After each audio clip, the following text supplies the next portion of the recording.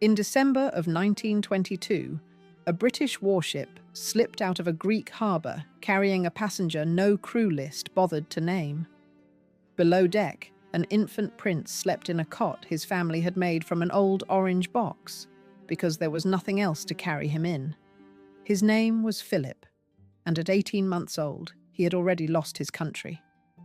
And yet, the loss of Greece was the smallest thing the century would take from him. Before he was 10, his mother would be led away to a locked ward, his father would drift to a hotel on the Riviera, and his 4 sisters would marry into a Germany turning dark. The boy told himself one thing, and went on telling it for 70 years. He simply had to get on with it. What does it cost a man to build himself entirely out of discipline when nothing soft is left to build on? If you like the lives the official portraits leave out, subscribe and stay with this one to the end. The man the country thought it knew is not the man the record holds. Chapter 1. A Prince with No Country. He was born on a dining table on a Greek island, into a family that held titles across 5 thrones and almost no money at all. The date was the 10th of June, 1921. The place was a villa called Mont Repos on the island of Corfu, a low white house among cypress trees above the sea, and the table in question was the one in the dining room, pressed into service because it was the flattest surface in the building. There was no fanfare and no fortune waiting. The child was a 5th baby and a first son, arriving a full 5 years after the youngest of his 4 sisters, and the household that received him was grand in name and threadbare in fact. On paper, he was one of the most connected infants in Europe. His father was Prince Andrew of Greece and Denmark, a son of King George I of the Hellenes. His mother was Princess Alice of Battenberg, a great-great-granddaughter of Queen Victoria, born, as it happened, in a room at Windsor Castle with the old Queen herself in attendance. Through the 2 of them, the baby on the dining table belonged to what the family called, without irony, the royal mob. It was the vast tangle of Victoria's descendants who by the early 20th century sat on or beside the thrones of Britain, Germany, Greece, Denmark and Russia, cousins scattered across a continent, married into one another until the map of Europe read like a single enormous family tree.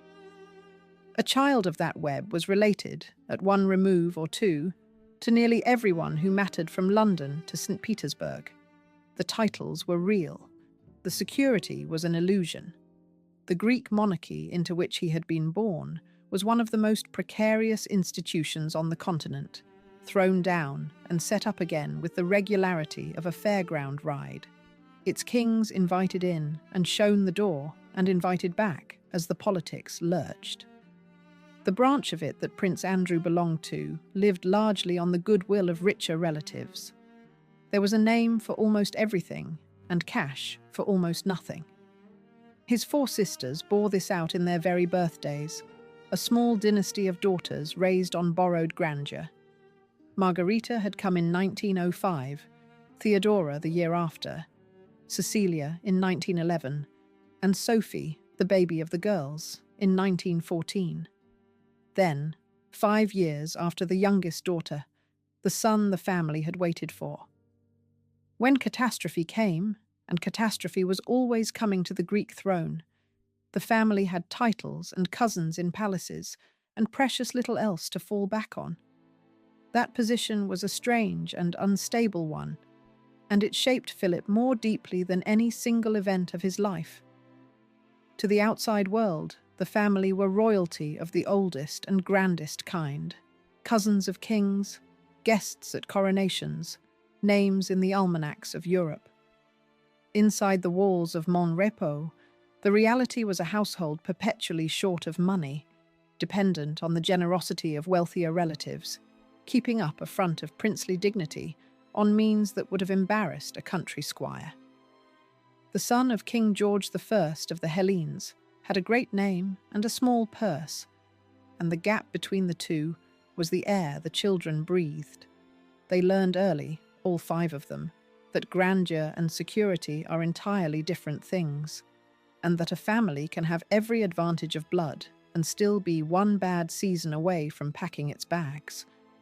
It was a lesson Philip would carry into every palace he ever entered, and the web that made them grand was, at the very same moment, the thing that would tear them apart. Because the royal houses of Europe were so thoroughly intermarried, so densely woven together across Britain and Germany and Greece and Denmark and Russia, the great convulsions of the century did not pass the family by. They ran straight through the middle of it. Cousins who had played together as children would end up on opposite sides of a world war. Relatives who had danced at the same weddings would be counted, within a generation, as enemies of one another's nations. Philip was born into the last summer of that old cousinly Europe, and he would spend his childhood watching 2 world wars and a revolution sort his enormous family into strangers and adversaries. The very connections that made him a prince were the connections that would leave him, in the end, belonging nowhere at all. This is the first fact about Philip, and it is the one most often mislaid behind the uniforms and the medals of the man he became. Britain would come to know him as the very embodiment of control, the straight back, the clipped voice, the intolerance of fuss and delay.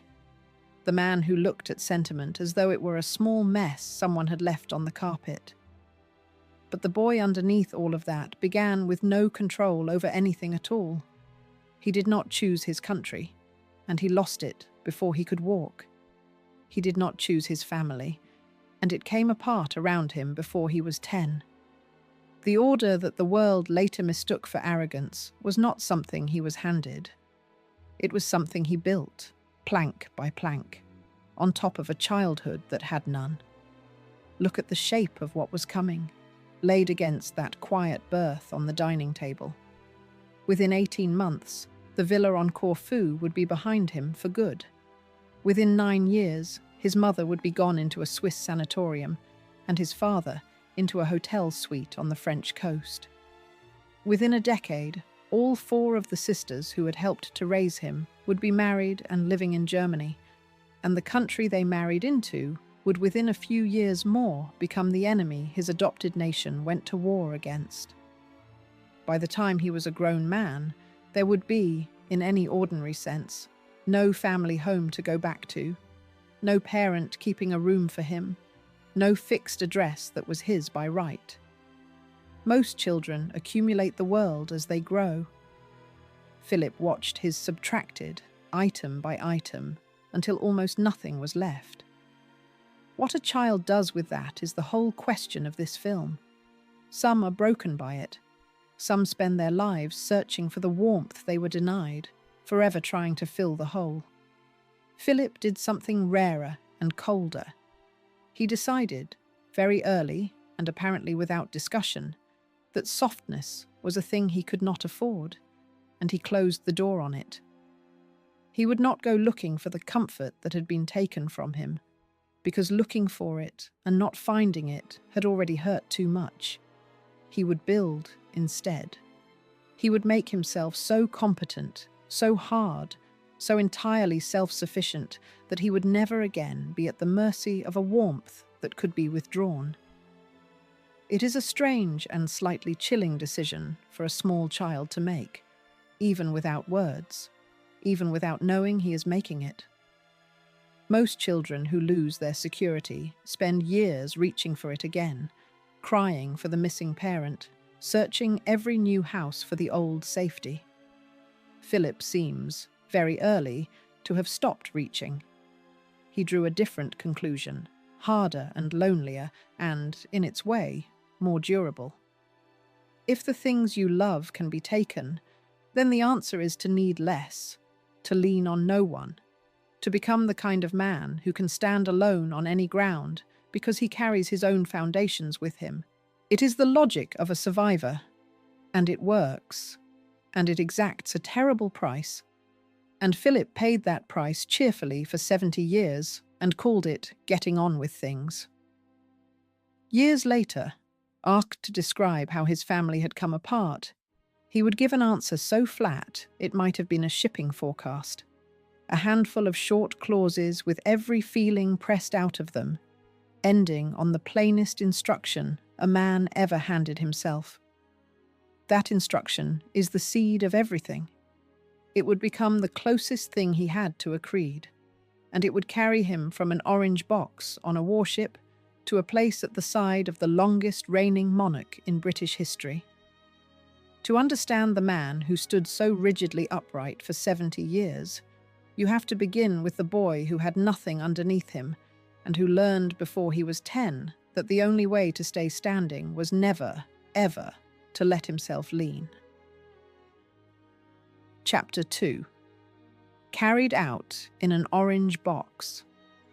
When Philip was barely 18 months old, a coup and a court-martial turned his whole family into fugitives overnight.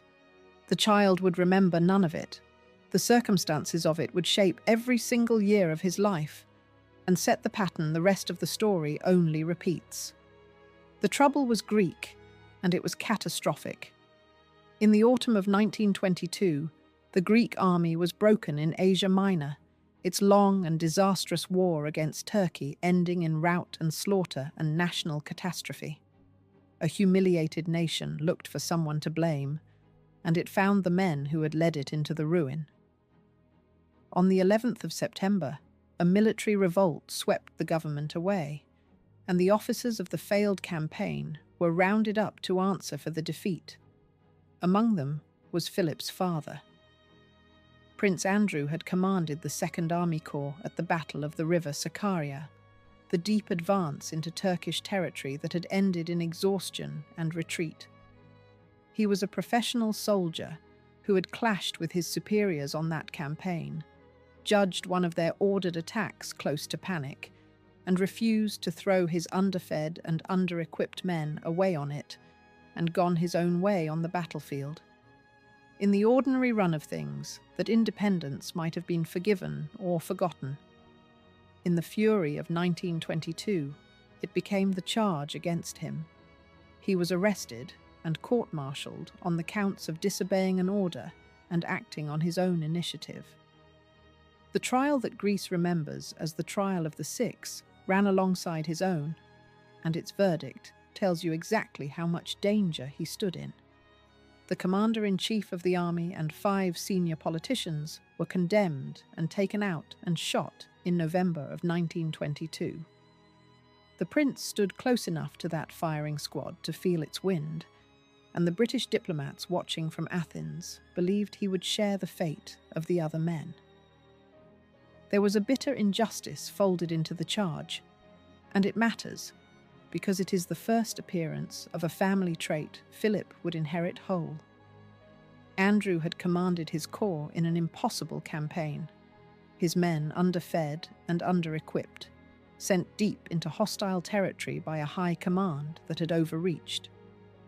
He had clashed with his superiors, judged one of their ordered attacks to be close to ill-concealed panic, and refused to spend his soldiers' lives on it, acting instead on his own battle plan. In a better moment, that independence of mind might have been called courage.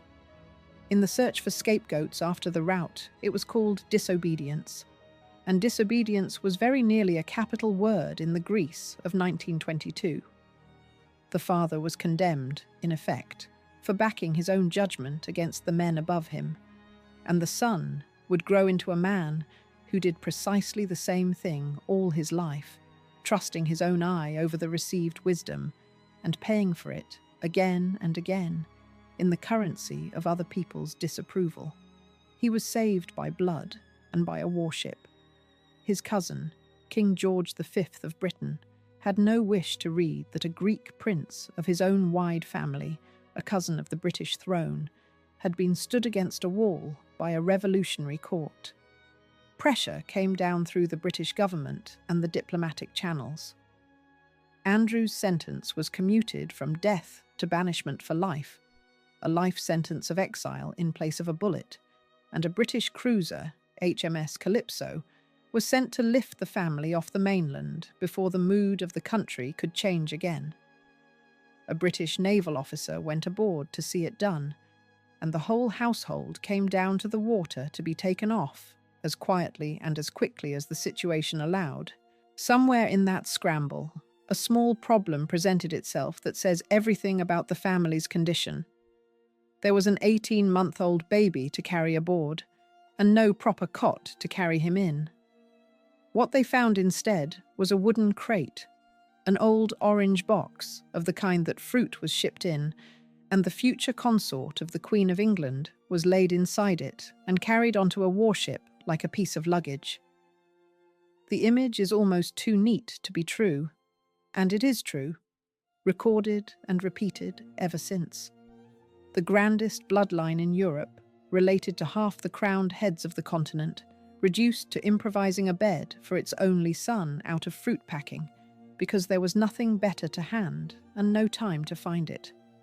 That single image would follow Philip his whole life, and with good reason, because it holds the whole truth of him in one small wooden box.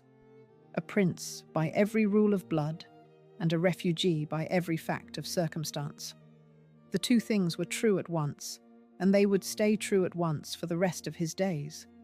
He would spend his life among the grandest people in the world, in palaces and on royal yachts, and he would carry inside him always the knowledge that grandeur is a thin and breakable thing, that a family can be royal on Monday and homeless by Friday, that the box you are carried in when everything falls apart tells you more about your real position than any crown. It made him, in the end, curiously immune to the glamour of the world he lived in. He had seen behind it too early. He knew what the grandeur was worth when the ground gave way, which was nothing, and the knowledge left him with a hard, practical, unillusioned view of the whole royal business that never entirely left him. Other men were dazzled by the palaces. Philip had been carried out of one in a fruit crate, and he never forgot the feeling of the wood. They did not go back. The family forfeited Greek nationality altogether and travelled onward as stateless people, moving on Danish passports because Andrew's line was Danish in its distant origins, and Denmark would still have them on paper. They came to rest at last on the western edge of Paris, at St. Cloud, in a house lent to them by wealthier relatives. It was a comfortable enough exile, a lodge in a good suburb with servants and a garden, but it was borrowed, and every adult in it knew that it was borrowed. The prince who had commanded an army corps now had no command, no country, and no income of his own. And in the middle of that borrowed house was a small boy who would grow up understanding, without ever once being told in words, that home was a thing other people owned and let you use. Statelessness is an abstract word, a matter for lawyers and passport offices. For a child, it meant something very concrete and very cold. It meant that the ground under him belonged to somebody else.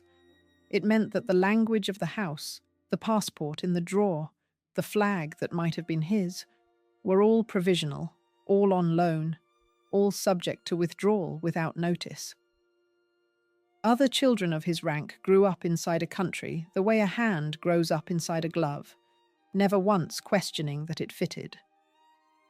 Philip grew up in the draft between countries, a Greek prince who could not go to Greece, a Danish subject who had never lived in Denmark, a boy in France whose French was fluent and whose belonging was nil. He was, from the very beginning, a guest everywhere and a citizen nowhere. He learned, in that borrowed house, the first lesson of the creed that would govern his whole life. You do not weep over the country that expelled you, or the cot you did not have, or the fortune you were never given. You take the orange box, and you carry on. He was far too young to remember doing it. He would spend the rest of his days proving that he had learned it anyway, in the marrow, before memory even began. Chapter 3. The Mother Taken Away. He was 9 years old when the doctors came for his mother and did not bring her back. Of all the losses of his childhood, this was the deepest, and the one he guarded most fiercely for the rest of his days, because a mother is not a country. A country can be replaced with an oath and a new passport. And Philip would in time do exactly that. A mother cannot be replaced at all, and he never tried. Princess Alice had always been a woman apart, marked out from the ordinary run of royal wives. She had been born deaf and had taught herself as a child to read lips in several languages, so that she moved through the noise of royal life, catching words off the mouths of the people around her, always a beat behind the conversation, watchful in a way the hearing never have to be. There was a particular tenderness in the bond between this deaf, watchful mother and her only son, which is part of what makes the loss of her so heavy.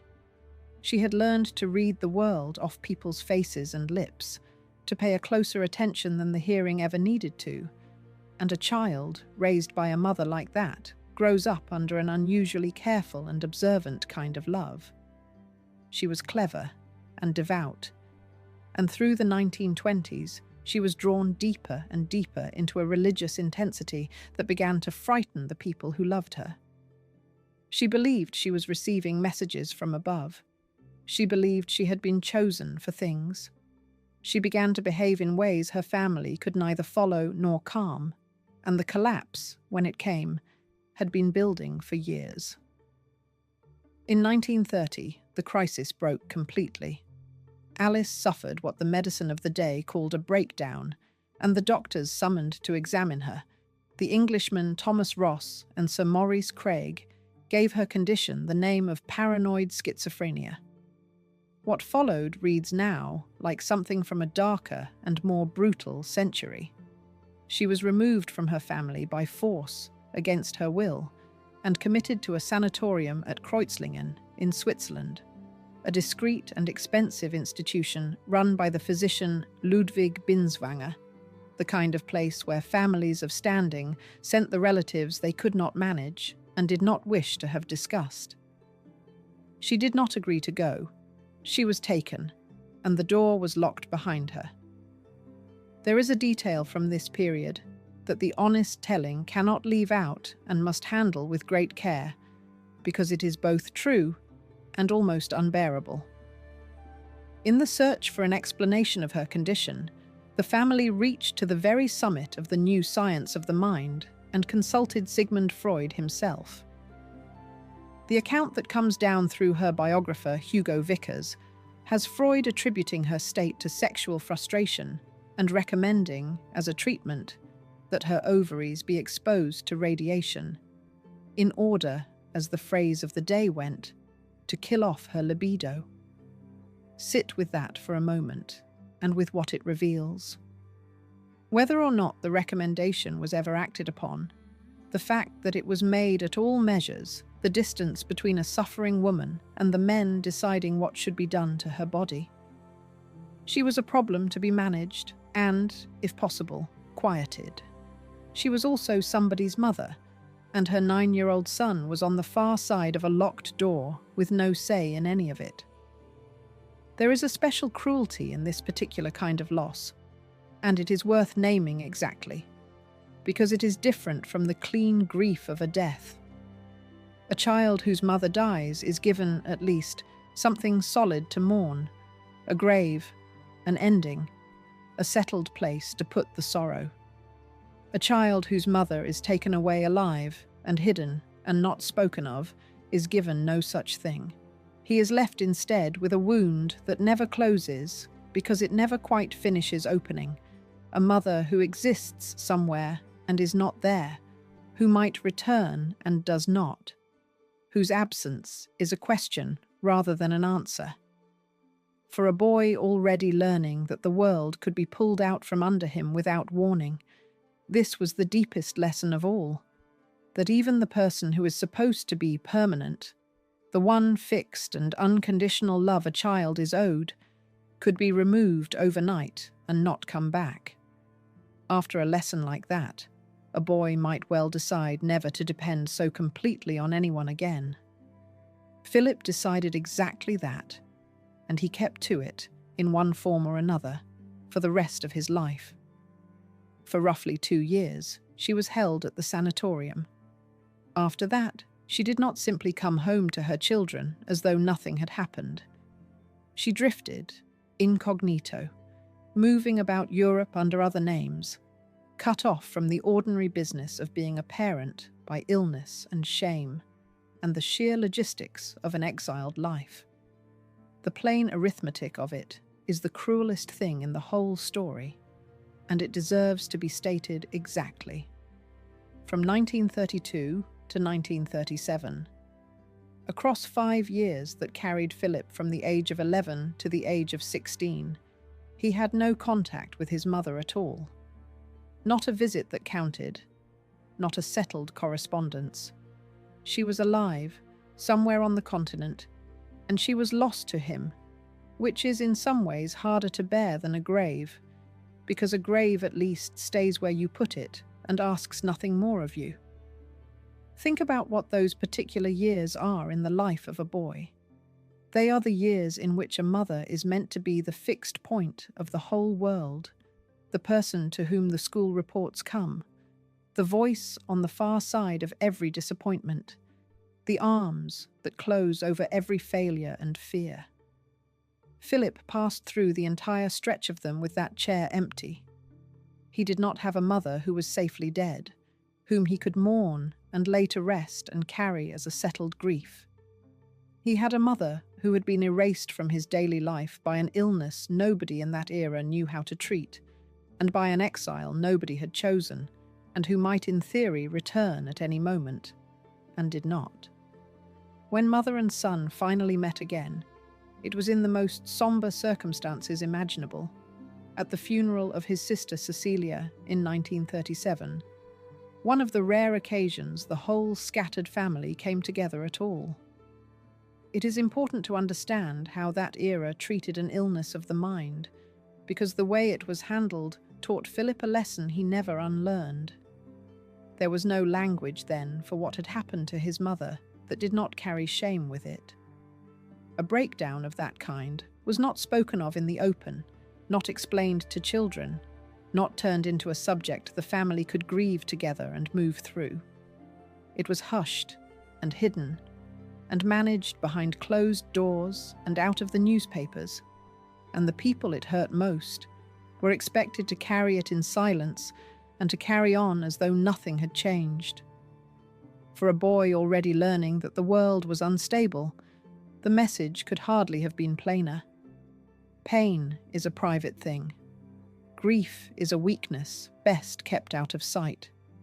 You do not discuss the hole in the middle of your life. You close over it, and you present a steady face to the world, and you never, ever let anyone see how much it costs you. Philip absorbed that lesson so completely that 70 years later, a biographer trying gently to ask him about these very years would find a door that would not open. The silence around his mother's illness became the silence at the center of the man. He never once, in the whole of his long public life, used any of this to ask for sympathy, and that is the point to hold above all others. A modern man might have made a memoir of it, a confession, a wound worn openly and turned to account. Philip made of it a silence and kept the silence for 70 years. He would speak of his mother, when he spoke of her at all, with a clipped and protective fondness, and he would allow no one to turn her illness into a scandal or her long absence into a grievance. The refusal of self-pity that the country would one day find so cold, so hard to warm to, was forged right here, in the years when the one person who should have held him was somewhere in Switzerland behind a diagnosis, and a boy of 11 had to learn to do without her and not to complain. Chapter 4. A father gone, 4 sisters scattered. While his mother vanished into a sanatorium, his father drifted to a hotel on the Riviera, and his sisters married into a darkening Germany. The house at St. Cloud, borrowed as it was, at least had walls and a garden and the shape of a family. Between 1930 and 1931, the people inside those walls simply went, one after another, until the family that had been carried off Corfu together no longer existed in any form a child could live inside. Prince Andrew went first, in spirit, if not in law. Stripped of his country and his profession, with a wife descending into an illness he could not reach, and no money of his own to steady himself with, he did what a certain kind of charming, defeated man has always done when the ground gives way. He went south, to the sun and the casinos, and the easy company of people who asked nothing of him and reminded him of nothing, and he built a separate life on the French Riviera with a companion, the Countess André de Labigne. He was not a cruel father. He was an absent one, and from the height of a small child, the two can feel like exactly the same thing. Andrew's later years were a slow fade of borrowed apartments and card tables and diminishing returns, and they ended in 1944 in a hotel in Monte Carlo, where he died of heart failure at the age of 62, trapped through the war on the wrong side of the fighting, unable even to see his son. To that son, he left a few clothes, a signet ring, and a debt of £17,500. It was not much of an inheritance. It was, in its way, an exact one, a full and final accounting of a man who had let everything slip through his fingers.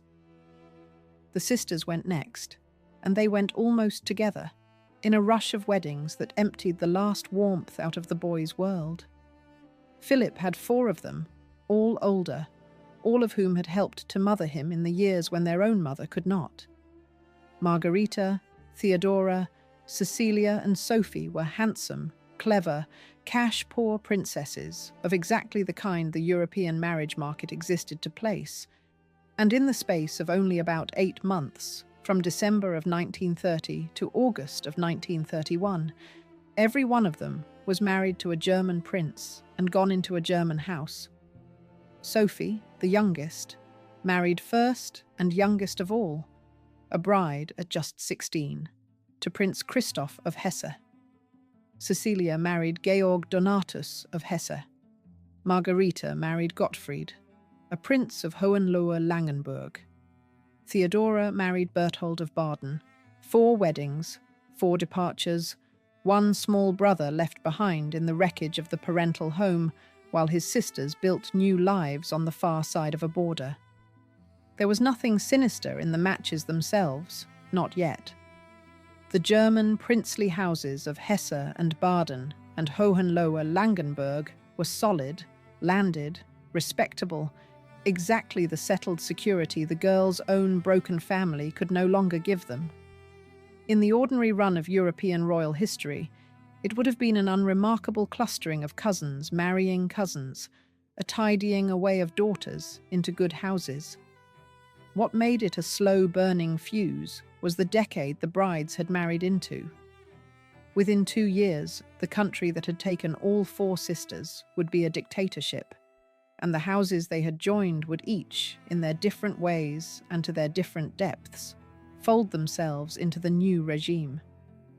One brother-in-law would go deepest of all, into the black uniform of the SS. Others would take the party membership card in the great wave of 1937. That reckoning would come years later, and it would land on Philip at the worst possible moment of his life, on his own wedding day. For now it was enough that his sisters were gone, absorbed into another nation, and that the boy who had leaned on them was on his own. It is worth being precise about what those 4 households became, because a lazy telling smears them all with the same brush, and the truth is more particular and more damning in some cases than in others. Sophie's husband, Prince Christoph of Hesse, went in deepest of all.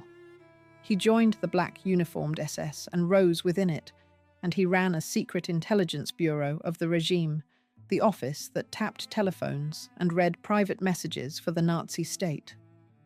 Cecilia and her husband, Georg Donatus of Hesse, both took out membership of the Nazi Party in the great wave of the 1st of May, 1937, when the German aristocracy queued up to align itself with Hitler.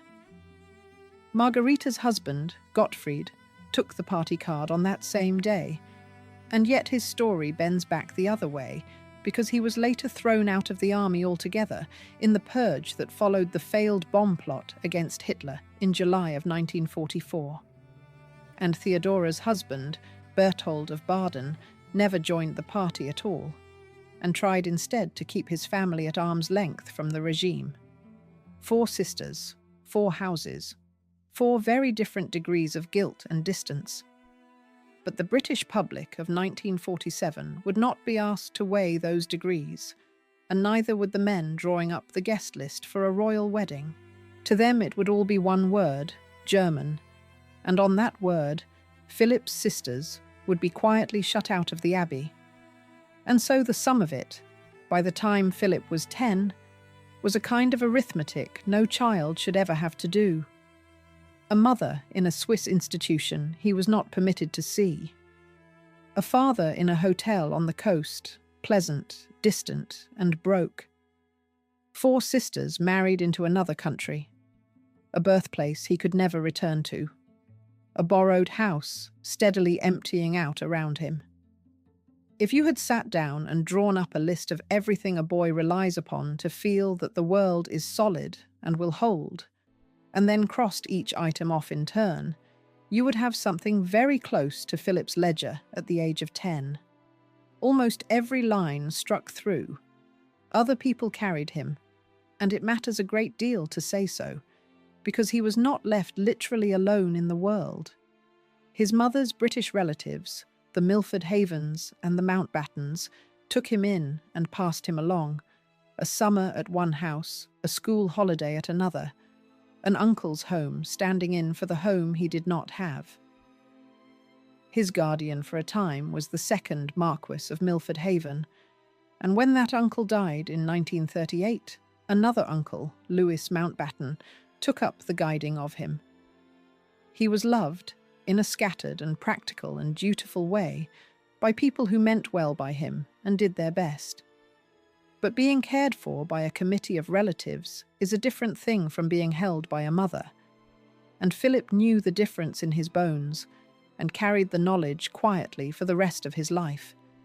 His own verdict on all of it, delivered decades later in that same unbearable flat tone, remains the truest sentence anyone ever spoke about his childhood, precisely because he spoke it himself and refused to decorate it with a single ounce of feeling. The family broke up. His mother was ill. His sisters were married. His father was in the south of France. He just had to get on with it. That was a boy of 10 reciting the collapse of his entire world as though reading out a railway timetable and then closing the book and getting on.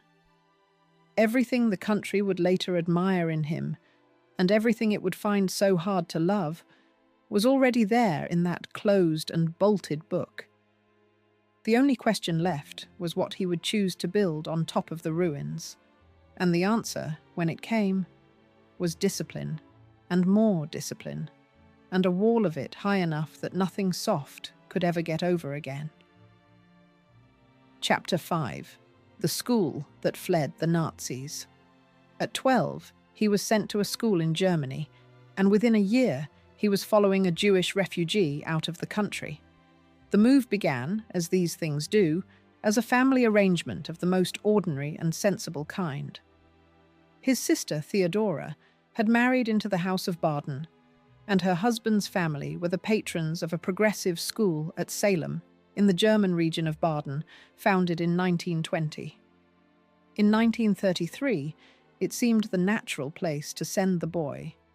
He had German cousins near at hand, a sister within reach, and a school with a growing reputation for turning soft, aristocratic children into hardy, capable, self-reliant young men. On paper, it looked like a kind of homecoming, a way of gathering the scattered boy back toward the family that had married into that country. On paper, it was perfect. The timing could hardly have been worse. Philip arrived at Salem in the very window that Germany was turning itself into a dictatorship, and the school he had come to was already, quietly, at war with the new order because of the man who ran it. Kurt Hahn, the founder and headmaster of Salem, was a German Jew and an open, fearless opponent of Adolf Hitler. He had built his school around ideas the regime despised down to its bones: the training of the individual conscience, the refusal of the herd, the belief that a young person's first duty was to think and to serve, rather than to obey and to march in step. As the Nazis took power across 1933, a man like Hahn at the head of a school for the sons of the German elite was intolerable to them and dangerous to himself. He was arrested. Only sustained pressure from influential friends abroad secured his release, and it came on the condition that he leave the country for good. He took the condition and got out, emigrating to Britain to begin his whole life's work again from nothing on a foreign shore. The boy watched the atmosphere curdle around him at close range. By the accounts that survive, Philip found the new Germany faintly absurd before he ever found it frightening. The stiff raised arm, the shouted greeting, the salute that everyone was suddenly required to give a dozen times a day, struck the exiled Greek prince as ridiculous, a piece of theatre no serious person should have to perform, and a boy who finds the sacred ritual of a regime ridiculous does not last long inside it. He lasted barely 2 terms. When Hahn refounded his school far away in the north of Scotland, on a bleak and windswept estate called Gordonstown, Philip followed him there in 1934, out of Germany and back toward Britain. One of the very first pupils of a school that scarcely existed yet, a handful of boys and a refugee's borrowed conviction. Picture the position of the boy in the middle of all this, 12 years old, and reading the mood of a country he had been dropped into. He had already lived through one collapse he could not remember, and one he could, the loss of his mother. And now he found himself inside a nation working itself into a fever. The flags multiplied. The uniforms multiplied. The ordinary business of the day was interrupted, over and over, by the raised arm and the shouted name. And a boy who had learned to watch adults very carefully for the first signs of things going wrong will have watched all of it with a cold and knowing eye. He had no country of his own to be loyal to, which meant he had none of the pull toward the crowd that his German cousins felt. He stood outside it, an exile looking in, and what he saw did not impress him. That detachment, the habit of standing slightly apart from the enthusiasm of the herd and judging it for himself, would stay with him for life, and it was one of the few gifts his rootlessness ever gave him.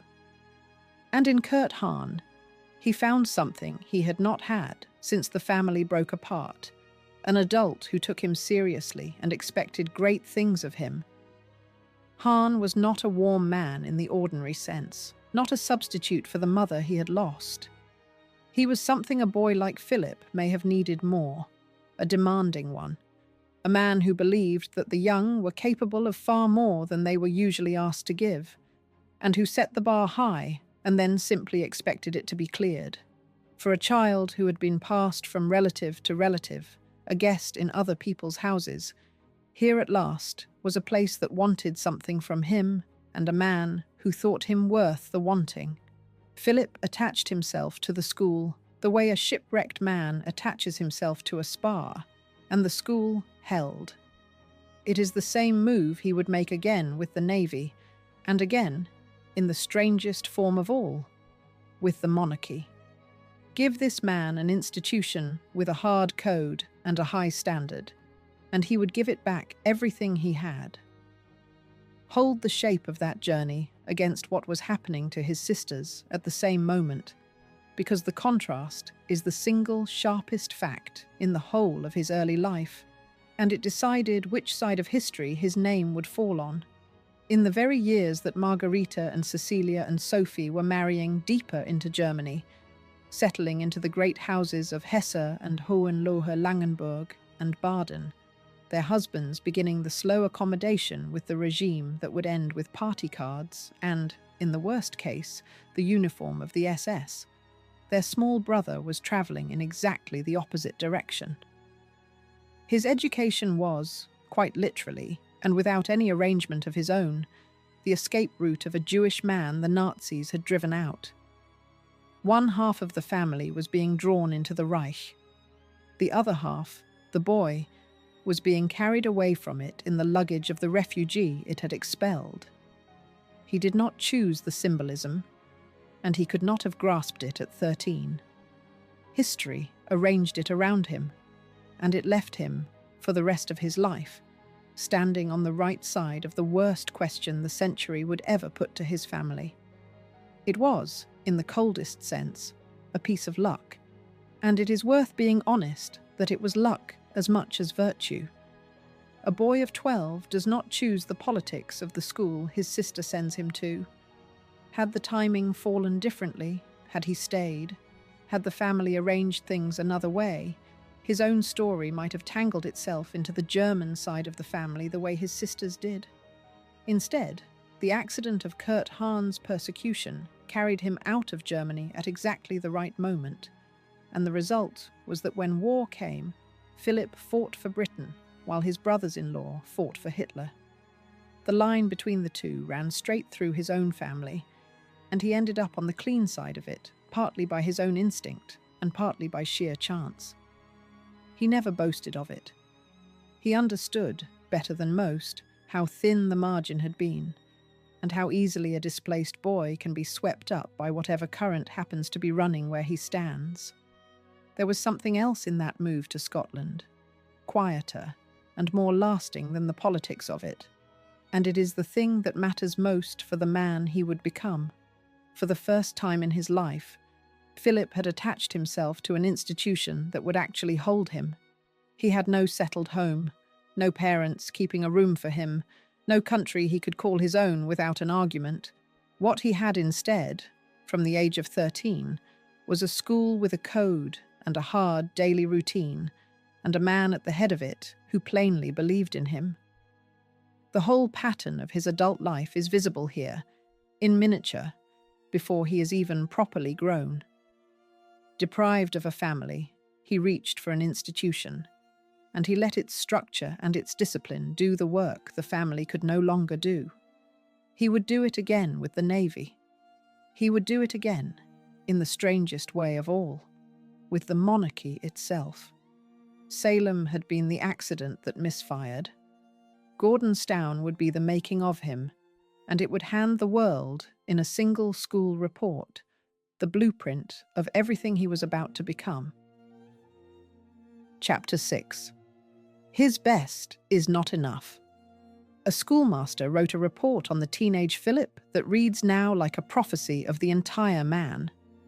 Why it reads that way depends on the school that produced it, because Gordonstown was unlike anything the English upper classes were used to sending their sons to, and it was built for a boy exactly like this one. Kurt Hahn had designed the place as a machine for building character out of hardship. The boys rose early and ran before breakfast in all weathers. They trained in cold water and open boats on one of the coldest and most unforgiving coasts in Britain. They were given real responsibility young and expected to carry it without complaint. The school's motto, taken from an old Highland family that had once held the land, promised that there is more in you than you know, and the entire business of the place was to drag that more out of a boy whether he wished it dragged or not. For a certain kind of pampered and protected child, it was a misery to be endured. For Philip, it was something closer to salvation.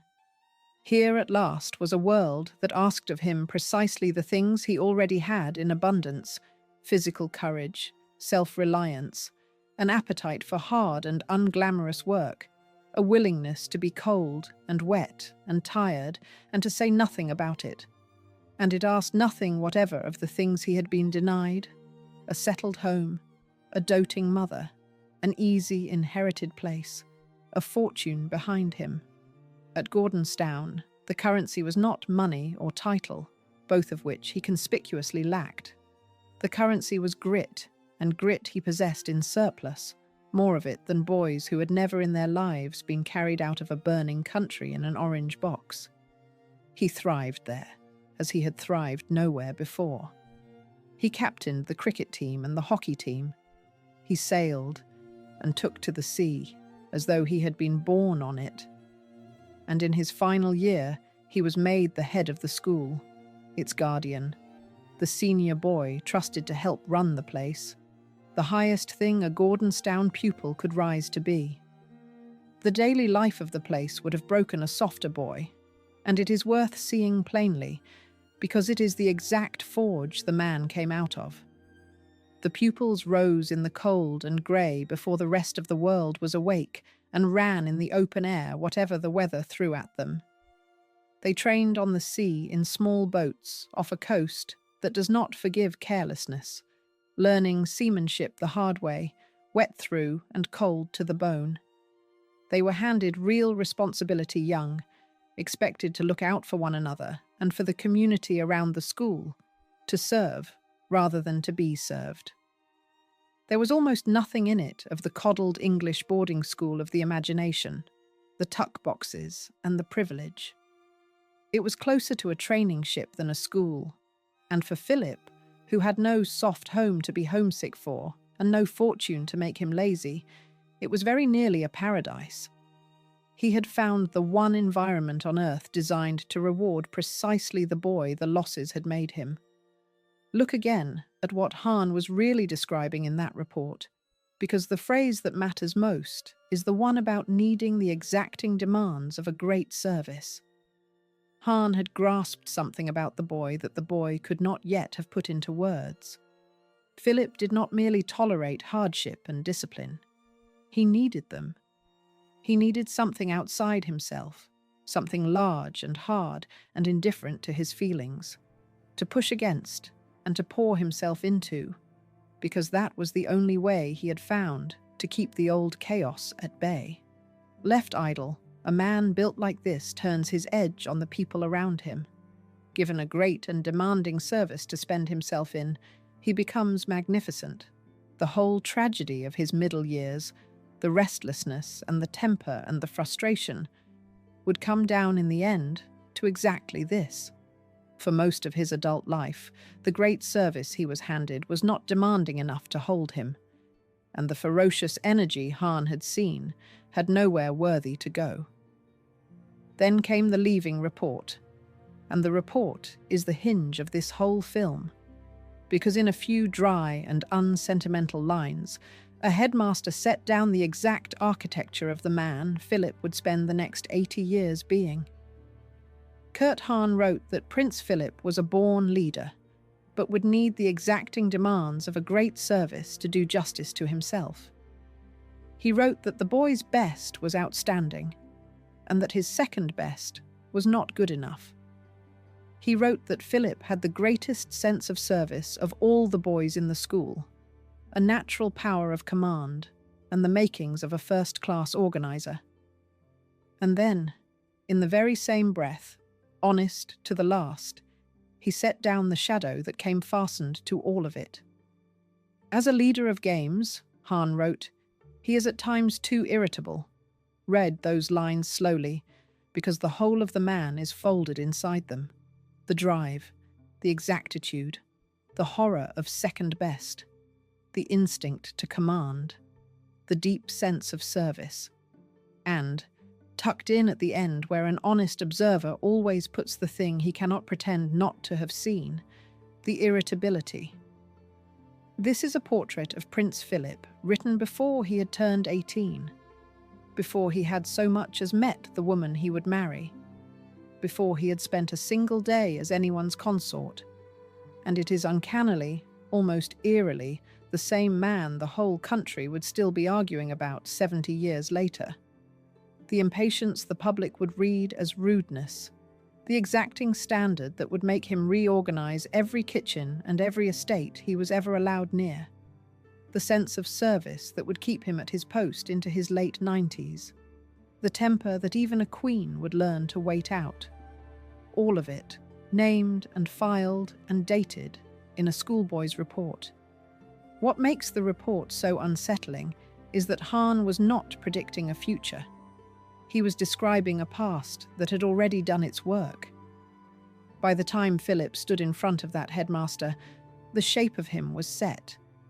The exile, the lost mother, the absent father, the scattered sisters, all of it had already happened.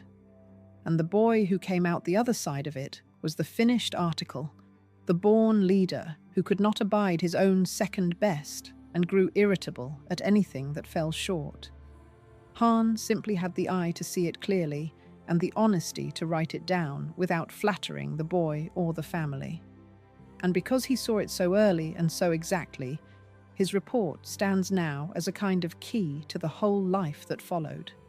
Every argument the nation would ever have about the Duke of Edinburgh, every complaint and every defence, was answered in advance in those few dry lines a schoolmaster wrote about a teenager on a cold Scottish coast, decades before the world had heard the boy's name. Han had seen, more clearly than the boy could have seen it himself, the mechanism that the losses had built. A child who has learned in his bones that softness is dangerous, that the world is unstable and can be pulled out from under you overnight, that the only safety anywhere lies in competence and control, becomes exactly this. He becomes outstanding at his best, because his best is his armour, and his armour is his life. He becomes intolerant of his own second best, and of everyone else's, because second best is the crack through which the old chaos comes flooding back. And he becomes irritable, quick to anger at delay and muddle and fools and waste, because muddle is the very enemy he has been fighting hand to hand since the day he was carried onto a warship in a fruit crate. Han's line about needing the exacting demands of a great service was the truest single thing anyone would ever write about him. Philip needed something hard to push against, something that would take the whole of his discipline and then demand still more. He had already half found it, and it was waiting for him at the far end of the school gates. The Royal Navy would be the making of him. And, in a crueler turn than any schoolmaster could have foreseen, it would in the end be the breaking of him too. Chapter 7. The Cadet and the Future Queen. In the summer of 1939, an 18-year-old cadet was handed a small and trivial job to keep a visiting girl of 13 entertained for an afternoon. He could not possibly have known that the small, trivial job would turn out to be the largest thing that ever happened to him. Philip had left Gordonstown early in that year and gone straight into the Royal Naval College at Dartmouth, and he had taken to it the way he took to everything hard and clear-cut and demanding. He was good at it, plainly and measurably good. When he passed out of the college the following year, he did so as the best cadet in his whole course, carrying off the prize awarded to the very top of the intake, a stateless prince with no money and no country, outperforming the sons and grandsons of admirals on their own ground and by their own rules. It was at Dartmouth, in July of 1939, that the meeting happened, the one the rest of his life would hinge upon. King George VI was visiting the college with his wife and his 2 young daughters, and in the way of these things, a suitable and presentable young cadet was detailed to look after the princesses while the grown-ups went about their inspection. The suitable young cadet was Philip, tall, fair-haired, brisk and faintly amused by the whole world, entirely sure of himself in a way that only the very self-made can be. The elder princess was Elizabeth, the heir to the throne, 13 years old, and, by every account of that day that survives, utterly transfixed by him. Something in the serious, sheltered, dutiful girl fixed itself upon the confident, rootless, dazzling boy that afternoon, and it did not afterwards let go, not through all the years and the whole war that were about to come between them. They began to write to one another, and the correspondence would run on quietly through the whole long stretch of the war that was about to begin. That prize for Best Cadet mattered far more than it might seem, because of what it meant for a boy in his particular position.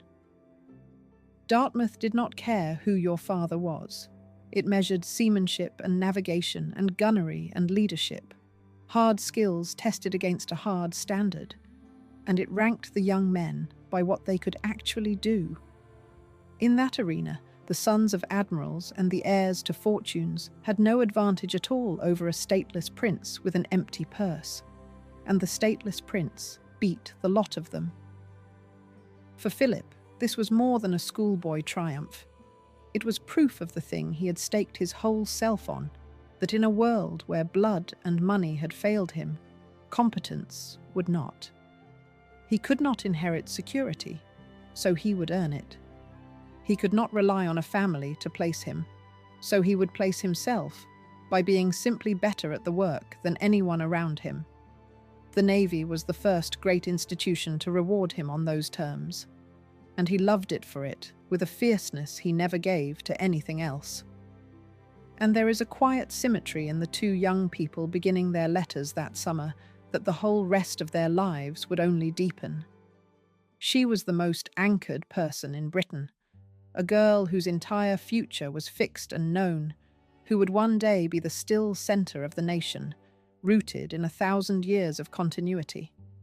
He was the least anchored person imaginable, a boy with no country, no settled home, no fortune and no fixed future, blown across Europe by other people's catastrophes. Each was, in some sense, the thing the other lacked. She offered him, without either of them yet understanding it, the one thing he had never had and had stopped expecting, a permanent place to stand. He offered her energy and daring and a life force that her sheltered world had never shown her. The war would keep them mostly apart for years, his letters arriving from distant seas. But the pull established on that summer afternoon at Dartmouth held firm through all of it, and it would end at the altar of Westminster Abbey. There was a hand guiding a good deal of this from the wings, and it belongs to a man who matters enormously to the story, because he gave Philip the one thing his own father had never given him, a plan and a champion. Lord Louis Mountbatten, Philip's uncle on his mother's side, had taken a steadily increasing interest in his nephew as the boy's own parents faded out of the picture, and after the death of Philip's guardian in 1938, that interest became something like direction. Mountbatten was ambitious, charming, endlessly political, a naval officer of high rank and even higher self-regard, and he saw in his clever, penniless, superbly connected nephew a project entirely worth backing. It was Mountbatten who helped steer the boy toward the Navy. It was Mountbatten who quietly encouraged the growing connection with the British royal family. It would be Mountbatten who, in time, pushed hard and openly for the marriage itself. Where Prince Andrew had drifted off to the card tables of Monte Carlo and left his son to the winds, Uncle Dickie stepped deliberately into the empty space with a strategy and an iron will, and Philip, who had grown up with no one at all charting a course for him, suddenly had someone who was charting one with great care. It would be quite wrong, though, to reduce the young Philip to a mere instrument of his uncle's scheming, a pawn moved about a board. What the record actually shows is a young man who had, entirely by his own effort, made himself genuinely formidable by his late teens, and who needed no one to invent his talents or his prospects for him. He was already the best cadet at Dartmouth on his own account, prize in hand. He was already an officer the Navy plainly wanted and would soon promote fast. The connection with Elizabeth grew out of real letters between two real young people across the years of a world war. Hers, steady and adoring and constant, his affectionate and busy and very often written from the deck of a ship at sea. The penniless exile had crossed paths with the Crown, and the crossing was true and human even where the matchmaking arranged around it was cold and calculating. The war kept them apart for most of the years that followed, and in a way the separation only deepened the thing between them. He was away at sea for long stretches, in the Mediterranean and then in the Pacific, his letters arriving when they could, and she was growing up at home from a girl of 13 into a young woman with a settled devotion that never wavered through the whole long stretch of it. Theirs was a courtship, conducted largely on paper and across oceans, which suited a man who found the plain expression of feeling so hard, and which allowed a sheltered princess to fix her heart on an idea of him that the reality never quite disturbed. By the time the war ended and he came home for good, the thing was long since decided in both their minds. Whatever the courtiers and the doubters around them thought of a penniless foreign prince with an awkward German family marrying the heir to the throne, she had chosen him at 13 and never once looked elsewhere, and he had found, in her steadiness, the fixed point his whole rootless life had lacked. The marriage that would define the rest of both their lives had been 40 years in nothing and a single summer afternoon in the making.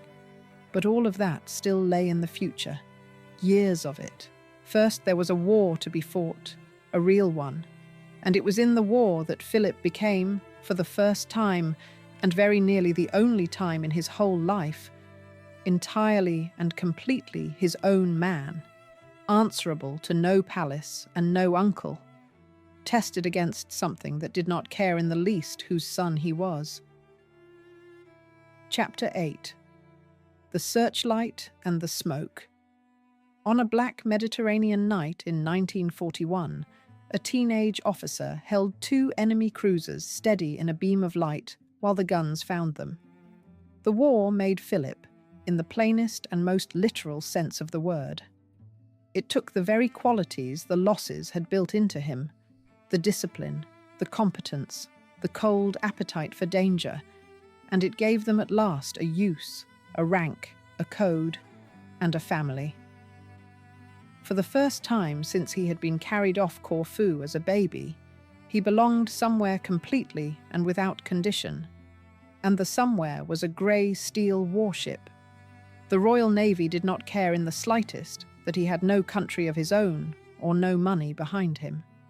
It cared only that he was good at the work, and he was very good indeed, and it rewarded him for it in the one currency he had learned to trust above all others, which was responsibility earned and then earned again. And it gave him something even rarer than rank, something he had been without since Corfu, which was a family that could not be taken away. A ship's company is a kind of family, forced together in a small steel world, dependent on one another for their very lives, bound by a code that does not care about your bloodline or your bank balance. In the wardroom of a warship, Philip was not the poor relation, the boy shuttled between other people's houses, the prince of a country that no longer wanted him. He was an officer among officers, judged on his watchkeeping and his nerve, belonging completely and without condition. For a man whose whole childhood had been a lesson in the fragility of belonging, the Navy offered the thing he had craved and never trusted, a place where he fitted and could not be cast out so long as he did the work. He would spend the rest of his life, long after he had left the sea, reaching back again and again, in 100 small ways, toward the one home that had ever felt secure. The tragedy waiting for him was that this home too would be taken, and taken at the height of his happiness in it. His war ran through a whole string of ships, each a step up. He joined the battleship Ramillies early in 1940, out at Colombo, on convoy escort duty, shepherding troopships full of Australian and New Zealand soldiers across the wide and dangerous reaches of the Indian Ocean. He served on in other ships, hardening into a professional officer, and at the start of 1941 he joined the battleship Valiant in the Mediterranean fleet.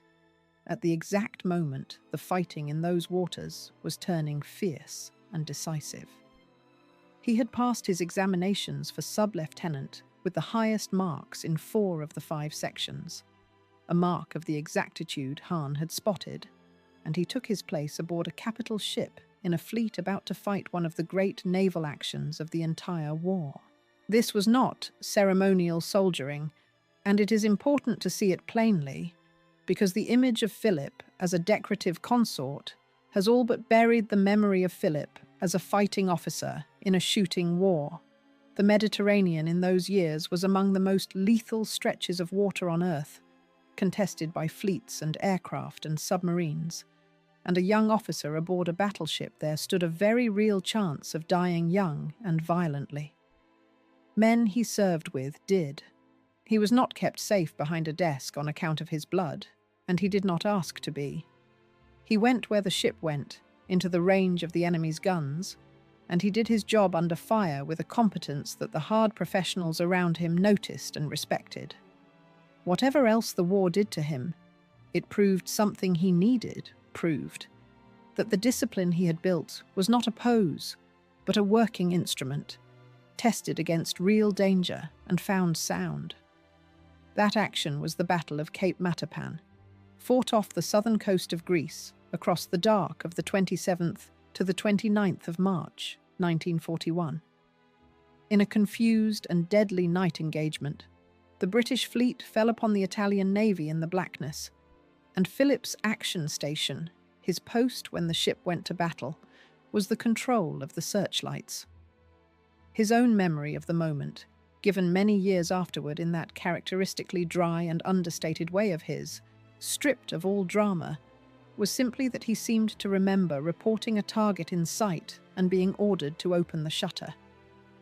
When the shutter opened, the great beam of the searchlight fell full and blinding upon an Italian cruiser, holding it lit and pinned and helpless in the dark, while the heavy guns of the British fleet found their range and destroyed it. His commanding officer recorded afterward, in the formal language of such things, that the young sub-lieutenant's successful and continuous illumination of the enemy had greatly contributed to the devastating results of that night. He was 19 years old. For his part in it, he was mentioned in dispatches, the formal military recognition of gallantry under fire, and awarded the Greek War Cross of Valor, a decoration for bravery given to him, of all the strange turns, by the very country that had exiled his family and nearly shot his father. Promotion came fast after that, because the Navy in wartime moved its good young men upward at speed and gave them weight to carry. He made lieutenant in July of 1942, and that October, at the age of just 21, he became the first lieutenant of the destroyer Wallace, the second in command of a fighting ship, while barely out of his own boyhood, one of the youngest men in the whole of the Royal Navy to hold such a post. It was aboard Wallace, during the great invasion of Sicily in July of 1943, that he pulled off the piece of quick, cold thinking that his shipmates would never afterward forget. The ship was caught at night in the open by a German bomber, held out on the exposed sea, expecting at any moment the bomb that would end it and every man aboard. Philip's answer was a trick of pure nerve and improvisation. He had the crew build a raft in the dark, load it with smoke floats, and launch it over the side. The raft drifted off across the water, pouring out smoke and burning debris, a convincing imitation of a stricken, burning, sinking ship. And the bomber turned toward the decoy and bombed the raft to pieces, while the darkened Wallace slipped quietly and completely away. One of the ship's company, a yeoman named Harry Hargreaves, put it as plainly as it can be put, many years later. "Prince Philip," he said, "saved their lives that night. He was always very courageous and resourceful. The last act of his war carried him clean to the other side of the world. He transferred to the new destroyer Whelp, sailed with the British Pacific Fleet, and was present in Tokyo Bay in September of 1945 when the Japanese instrument of surrender was signed and the greatest war in history came to its end. Stand back for a moment and look hard at the young man on that deck in Tokyo Bay. He was 24 years old. He still had no country truly his own, almost no money to his name, a mother he had barely seen in a decade, and a father who would shortly die alone and broke in a hotel in Monte Carlo. But he had made himself, out of nothing whatever except discipline and nerve and hard work, into a decorated naval officer, respected by hard and unsentimental men who did not hand their respect out lightly, with a genuine fighting record behind him and a real future in the service he had come to love. He had, for the first time in the whole of his life, a home that was entirely and unarguably his, even if that home was a warship. It was the high point of his life, lived on his own terms and by his own merits, and it was very nearly over. Within a few short years, he would give the whole of it up, every rank and every prospect, and the giving up of it would become the great wound of his adult life, the one that all the wounds of his childhood had merely been training him to survive in silence. Chapter 9. The Wedding That Hid His Sisters. On his wedding day, the one thing the palace could not allow into the abbey was his own family. On the 20th of November, 1947, Philip married Princess Elizabeth at Westminster Abbey in the first great public spectacle of the battered post-war monarchy, watched and reported and listened to around the world. It was the day the penniless exile arrived, finally and completely, inside the institution that would hold him for the rest of his life. And it came at a price that was paid, quietly and out of sight, by the very people he had lost, first of all. To marry the heir to the British throne, Philip had to become a different man on paper, and he shed his old self almost entirely to do it. He gave up his Greek and Danish royal titles, the last formal trace of the country he had been carried out of as a baby in a fruit crate. He took a surname, because a prince of Greece did not carry one in the ordinary British sense, and the surname he took was his mother's anglicised family name, Mountbatten. And he became a naturalised British subject, swearing himself formally into the nation that had once sent a warship to save his father from a firing squad. The man who walked up the long aisle of the Abbey that November morning was Lieutenant Philip Mountbatten of the Royal Navy, a British officer with a British name. The Prince of no country had, at very long last, a country. He had bought it by giving up almost everything he had been born as, and he handed each piece over without a public word of regret. But there was a shadow lying across the guest list, and the shadow fell precisely on the people who had helped to raise him. Philip had 4 sisters. By 1947, 3 of them were still living, for Cecilia had been killed a decade before. All 3 of the survivors had married German princes, and in the years since, their husbands and, in some cases, the sisters themselves had been drawn into the orbit of the Nazi regime. Now, only 2 years after the end of a war against Germany, with the whole world watching the young heir marry, the British court and government made a cold and deliberate calculation. The Duke of Edinburgh's German relations, including his 3 surviving sisters, could not be invited to the wedding. They were struck off the list, not as individuals weighed one by one for their own conduct, but as a single category, the German relations, too awkward and too dangerous to the picture to be seen inside the abbey. The sisters who had mothered the groom watched his wedding from a distance, uninvited, feel the particular cruelty of that for the man at the centre of it. These were not distant relations he had never known. These were the 4 women who had helped to raise him, who had stood in for the mother taken to Switzerland, and the father drifted off to the coast, who had been, in the years when he had almost no one, the nearest thing to a family he possessed. Cecilia was already dead, killed in an air disaster a decade before, with almost her whole young family, so that by the wedding there were only 3 of the 4 left to be excluded.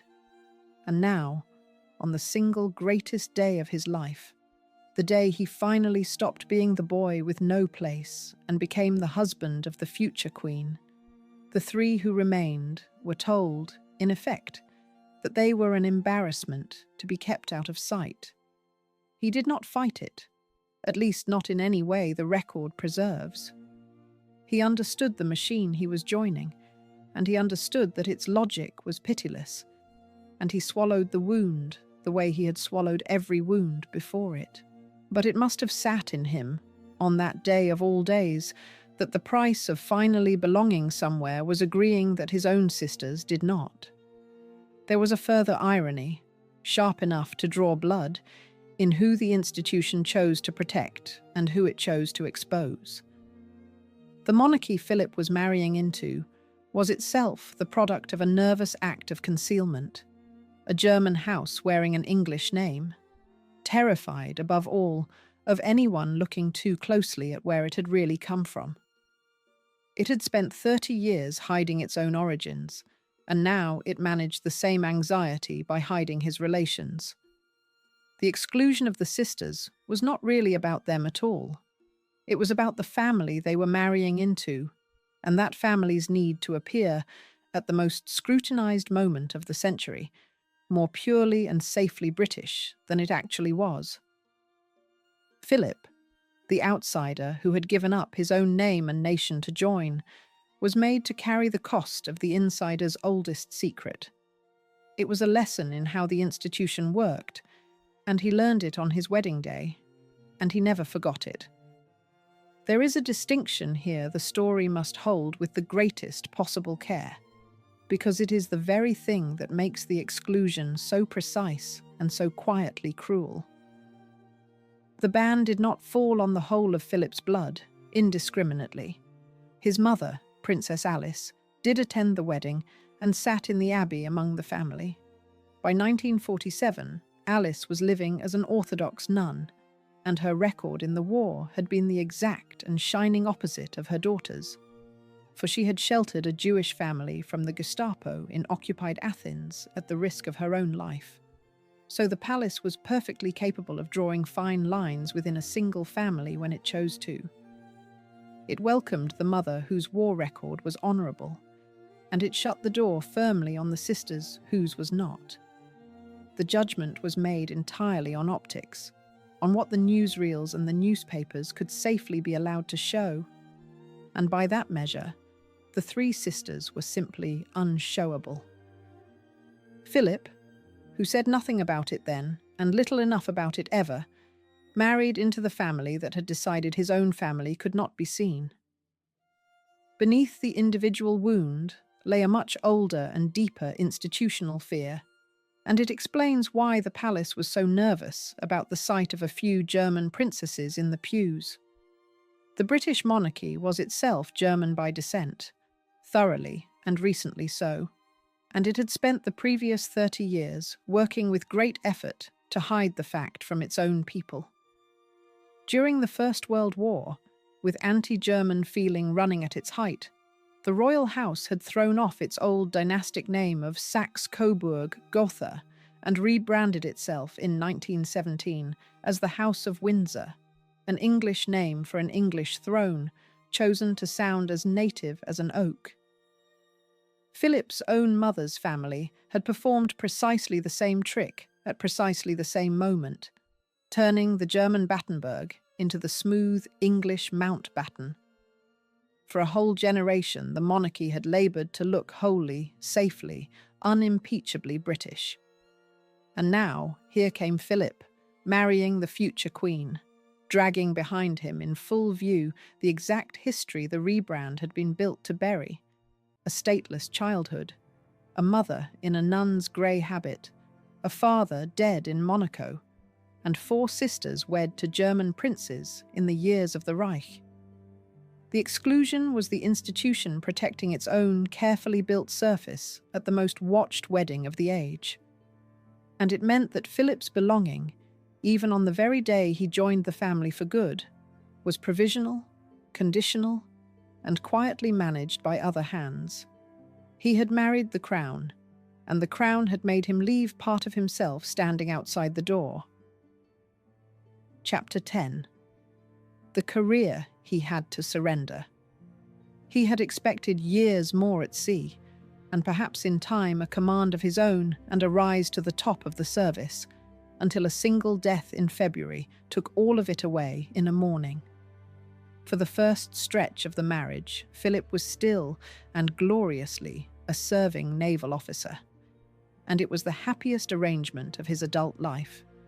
He was rising in the profession he had chosen and mastered, respected on his own merits, standing on the one patch of ground anywhere in the world where he answered to no palace and no courtier, but only to the sea and to his own hard-won competence. For a man who had built his entire self out of the navy after everything else had been taken from him, it was exactly the future he wanted, and he had earned every inch of it without help. Then, on the 6th of February 1952, King George VI died, and everything ended between one day and the next. Elizabeth was queen from that morning, and Philip, at the age of just 30, was finished as a naval officer forever. The service he loved, the one true home he had ever made for himself, was closed to him in an instant and would never open again. There would be no more ships, no command, no flag of his own, no long climb to the top of the profession. In place of all of it, there was a role with a very grand name and almost no defined content whatever: the consort of the sovereign, the man who walks a single step behind, whose entire official function is to support and to accompany, and never, in any circumstance, to lead. Weigh what that meant for this particular man, of all the men it could have happened to. Everything in Philip's nature cried out for command. Hahn had seen it plainly in the schoolboy and written it down: the natural power of command, the makings of a first-class organizer, the born leader. The Navy had confirmed it and rewarded it, promoting him young and trusting him with a fighting ship at 21 in the middle of a war, when trust was not given lightly. He was built from the keel upward to run things, to decide, to be in charge, to carry weight. And now, at 30, at the very height of his powers and his energy, he was handed a position whose first and permanent and unbreakable rule was that he was in charge of nothing at all. His wife outranked him in every single room the two of them would ever enter together for the rest of their lives. He would walk a pace behind her at every public moment until the day he died. The Navy, the family he had deliberately chosen to replace the one that had dissolved around him, was taken from him as abruptly and as completely as Greece had been taken when he was a baby. And this time, there was no warship coming over the horizon to carry him off to a new life somewhere else. This time, there was only the palace and the waiting and the endless grey calendar of other people's engagements stretching away in front of him for as far as he could see. There is no ordinary word for the particular imprisonment of the role he was handed, because it is an imprisonment dressed as a privilege. He lived in palaces. He wanted for nothing material. He was bowed to and addressed with every honorific the language holds. And he was, at the same time, more thoroughly hemmed in than almost any free man in the country, because everything that would have given the honours meaning, real work, real authority, a real say in his own days, had been taken from him.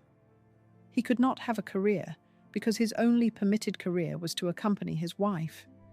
He could not shine too brightly, because to outshine the sovereign was the one unforgivable act. He could not even lead his own household in the ordinary way, because the household answered ultimately to her. A man of enormous drive and ability was fitted, at 30, into a life whose central rule was that his drive and ability must be kept permanently in check, lest they embarrass the throne. It was the most gilded cage ever built, and he paced it for the rest of his life. And the comparison to his childhood is exact, which is why the loss landed so hard on a man who had already survived so much. Twice before, the ground had been pulled out from under him without warning, Once when Greece expelled his family, and once when his mother was taken away. Each time he had answered the same way, by finding something solid to stand on and building himself back up.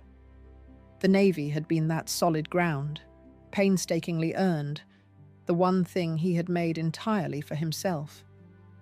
And now it was gone too, not by any failure of his own, but simply because the woman he had married had become queen. He had done everything right, and it had been taken anyway. The pattern of his whole life, that the things you love are removed regardless of what you deserve, had been confirmed one final time, and this time there was no new institution waiting to catch him, only the long grey service ahead. Weigh for a moment the size of the specific thing he surrendered, because it is easy to lose it behind the grandeur of what he gained. He did not give up an ordinary job. He gave up a rising career in the one profession he had ever loved, at the exact age when a gifted officer begins the climb toward the top of the service, toward his own commands and his own flag, and a name made entirely by his own hand. Everyone who knew him in the Navy believed he had the makings of a genuinely distinguished career ahead of him, earned and not inherited. All of that was closed off in a single February morning, and he was never able to open it again. And here is the measure of the man. He never once, in public, mourned it. He did not write about the loss, or complain of it, or let it show in a bitter word to a reporter. He folded the whole vanished future away inside himself, alongside the country and the mother and the father, in the same locked compartment where he kept everything that hurt, and he turned to face the grey years ahead with a straight back and a shut mouth. The grief was real. The world was simply never allowed to see it. His own account of how he met that blow is, as ever with Philip, a small masterpiece of everything left carefully unsaid. He tried, he said many years later, to find useful things to do. He did his best. There is not a single ounce of self-pity in the words, and there is a whole ocean of swallowed frustration underneath them. A man who had been the best cadet of his year at Dartmouth, who had held 2 enemy cruisers steady in a searchlight while the guns destroyed them, who had saved an entire ship's company with a raft of smoke and pure nerve, reduced now to trying to find useful things to do. The phrase is almost unbearable once you know exactly what it is covering over. He had lost the one thing in the world that was genuinely and only his, and he responded the only way he had ever known how to respond to a loss, the way he had responded to every loss since the orange box on the deck of the Calypso. He did not complain. He did not explain himself. He did not ask anyone to feel for him. He looked around for something hard and useful to do, and he set his jaw and got on with it. But the frustration was real, and it was large, and it had to go somewhere. And over the long years to come, it would find its ways out into the open, one sharp remark and one cold silence at a time. Chapter 11. Nothing but a bloody amoeba. For 8 long years he fought and lost, a quiet and bitter battle over the one single thing he believed any father was owed, his own name. The fight sounds, at first hearing, like a mere technicality, a dusty matter of heraldry and protocol that could not possibly interest anyone outside a college of arms. In fact, it was the sharpest and most personal humiliation of his early married life, because it went straight to the root of what a man actually is, and because it told him, in the plainest and coldest possible terms, exactly how little the great institution he had given up everything to join truly reckoned him to be. The question itself was simple enough. When Elizabeth became queen, what would the royal house be called? And what surname would her children carry down the years? Philip, reasonably and naturally enough, assumed that his children would bear his name, exactly as children in every ordinary British family, from the grandest to the humblest, bore their father's name without anyone thinking twice about it. He had already given up his titles, his very nationality, everything he had been born holding in order to marry her. Surely his name, at the very least, the one thing left, would pass down to his own sons and daughters. He assumed wrong. Under heavy pressure from the old guard of the palace and the government, from the courtiers who ran the machine and the elders who guarded its traditions, it was decided that the royal house would remain the House of Windsor, the safe and solidly English name minted back in 1917, and that the children would be Windsors and nothing else. The name Mountbatten, with its faint, lingering German echo and its close association with Philip's famously ambitious uncle, would not be attached to the throne of England. Philip had lost, comprehensively, and there was no appeal. To grasp why this cut so deep, you have to remember everything that had already been taken from him. Here was a man who had been stripped of his country as a baby, who had given up his Greek and Danish titles and his nationality to marry, who had watched his family scattered and his career ended. Through all of it, he had held one thing, the thing every man holds, his name. And even that turned out to be conditional. There was a bitter history in it too, because his name had already been changed once before he was ever consulted, when his mother's family had turned the German Battenberg into the English Mountbatten in the anxious year of 1917. Now the same nervous instinct that had renamed his mother's people was refusing to let their name touch the throne. He was being told, in the plainest institutional language, that he was welcome to serve, welcome to father the heirs, welcome to stand a step behind for the rest of his days, but that he was not quite trusted enough to give those heirs his name. For a man with nothing else that was wholly his, it was the unkindest cut the institution could have devised. And the 8 years it took to win even a partial concession tell you how little weight his feelings carried in the balance. This was not a matter settled in an afternoon by reasonable people. It dragged on across the whole first stretch of the reign, a slow war of attrition between a frustrated consort and an immovable establishment that had decided the question before he was ever allowed to raise it.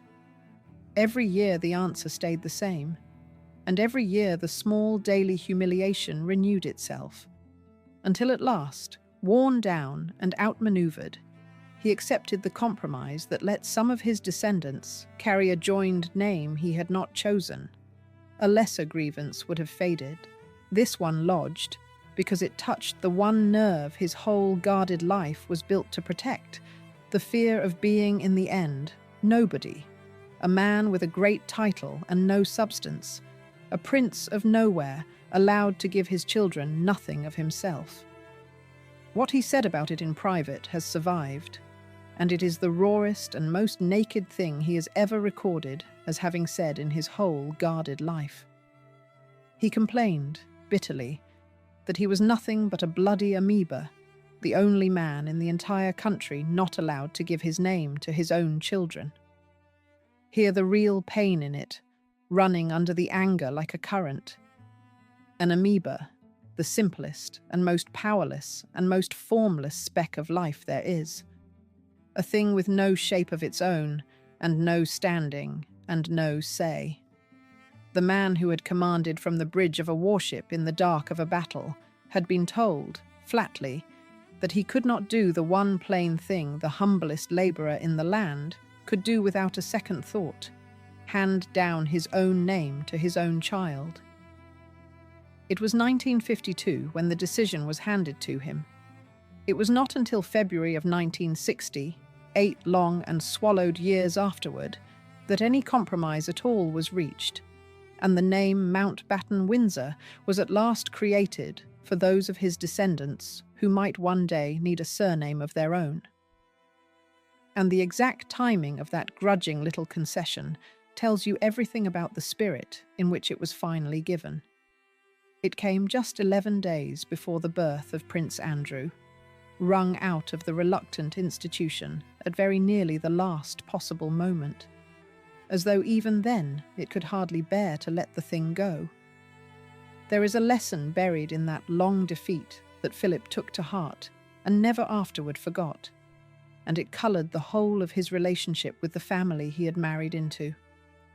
He learned, once and for all, that he was a servant of the institution and never quite a full member of it. He could give everything, and he did.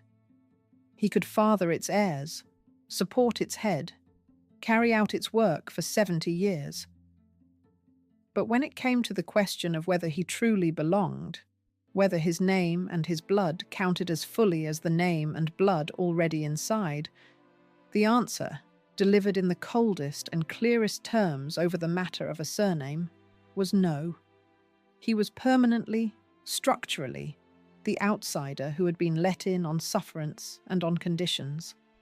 A softer man might have been crushed by that knowledge, or embittered into uselessness. Philip did what he always did with a hard truth. He absorbed it, adjusted to it, and got on with the work anyway, carrying the quiet knowledge of his own conditional standing like a stone in his pocket for the rest of his days, and letting almost no one see that he carried it at all. The grievance did not simply evaporate once the compromise was struck. It went underground, down into the man, and it came back out sideways, as so much of Philip always did, in the form of bluntness and mockery aimed at the whole world in general and at pomposity in particular. This is the period in which the famous gaffes truly begin, the barbed jokes, the impatient asides muttered just loud enough, the settled sense of a man permanently spoiling for a small and pointless fight with the nearest available target. And he turned even his own reputation for putting his foot in it into a weapon and a shield, because a joke made first, at your own expense, is a wound no one else can then inflict on you. Speaking to the General Dental Council in 1960, the very year of his small victory over the name, he coined a whole mock science for his own blunders. Dontopedology, he told the assembled dentists with a perfectly straight face, is the science of opening your mouth and putting your foot in it, a science which he had practiced, he assured them, for a good many years. It was genuinely funny, and it was disarming, and it was also, underneath, the unmistakable sound of a man who had learned the hard way that if you laugh at your own rough edges loudly enough and first, then no one else is left with the power to cut you on them. The amoeba had grown itself a hard shell, and the shell was made, cleverly and permanently, out of jokes. Chapter 12. Discipline with nowhere to go. Denied a career of his own, he built whole structures for other people to climb, and drove himself relentlessly at everything he was still permitted to touch. This is the part of the story where the pattern set down in childhood completes itself in the grown man, and where Philip becomes, if you watch him closely enough, almost heroic in his sheer refusal to sink under the weight of what he had lost. He had been handed a role that was, by its very design, empty, a role built to contain a man and give him nothing to do. A weaker or a softer man would have quietly filled that emptiness with drink and grievance and long, idle afternoons and a slow, curdling resentment. Philip filled it instead with work, ferocious quantities of work, and every bit of that work bore the exact and unmistakable stamp of the boy Hahn had described all those years before. The born organizer who needed the exacting demands of a great service and, being denied one, simply went out and built his own from the ground up. The clearest and most lasting monument to all of this is the award that still carries his name today.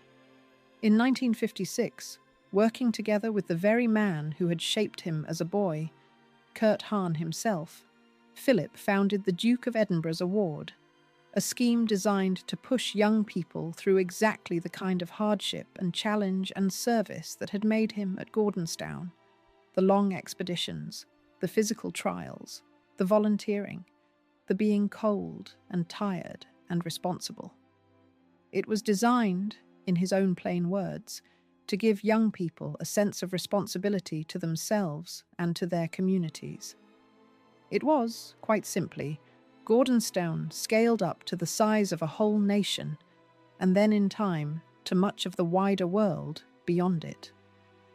The stateless boy, who had once been rebuilt from nothing by a hard institution, now built a hard institution of his own to do the same for the young on a scale he could never have reached alone.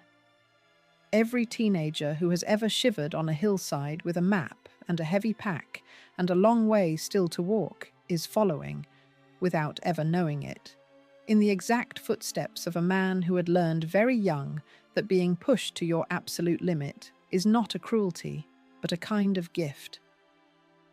The scale of what grew from that one idea is a thing worth setting down plainly, because it is the largest and most lasting work of his life. What began as a modest scheme in 1956 spread out across the decades into something vast, carried into schools and youth clubs and countries far beyond Britain, until generations of young people had passed through its challenges and carried its mark into their adult lives. A man who had been told he could command nothing had quietly built one of the most far-reaching programs for the young the century produced, and he had built it out of the raw material of his own hardest years, the expeditions and the cold and the service and the being stretched past what you thought you could bear. It was the clearest proof anyone could ask for that Hahn had read the boy correctly. Give this man a great and demanding service to run, and he did not merely fill his days.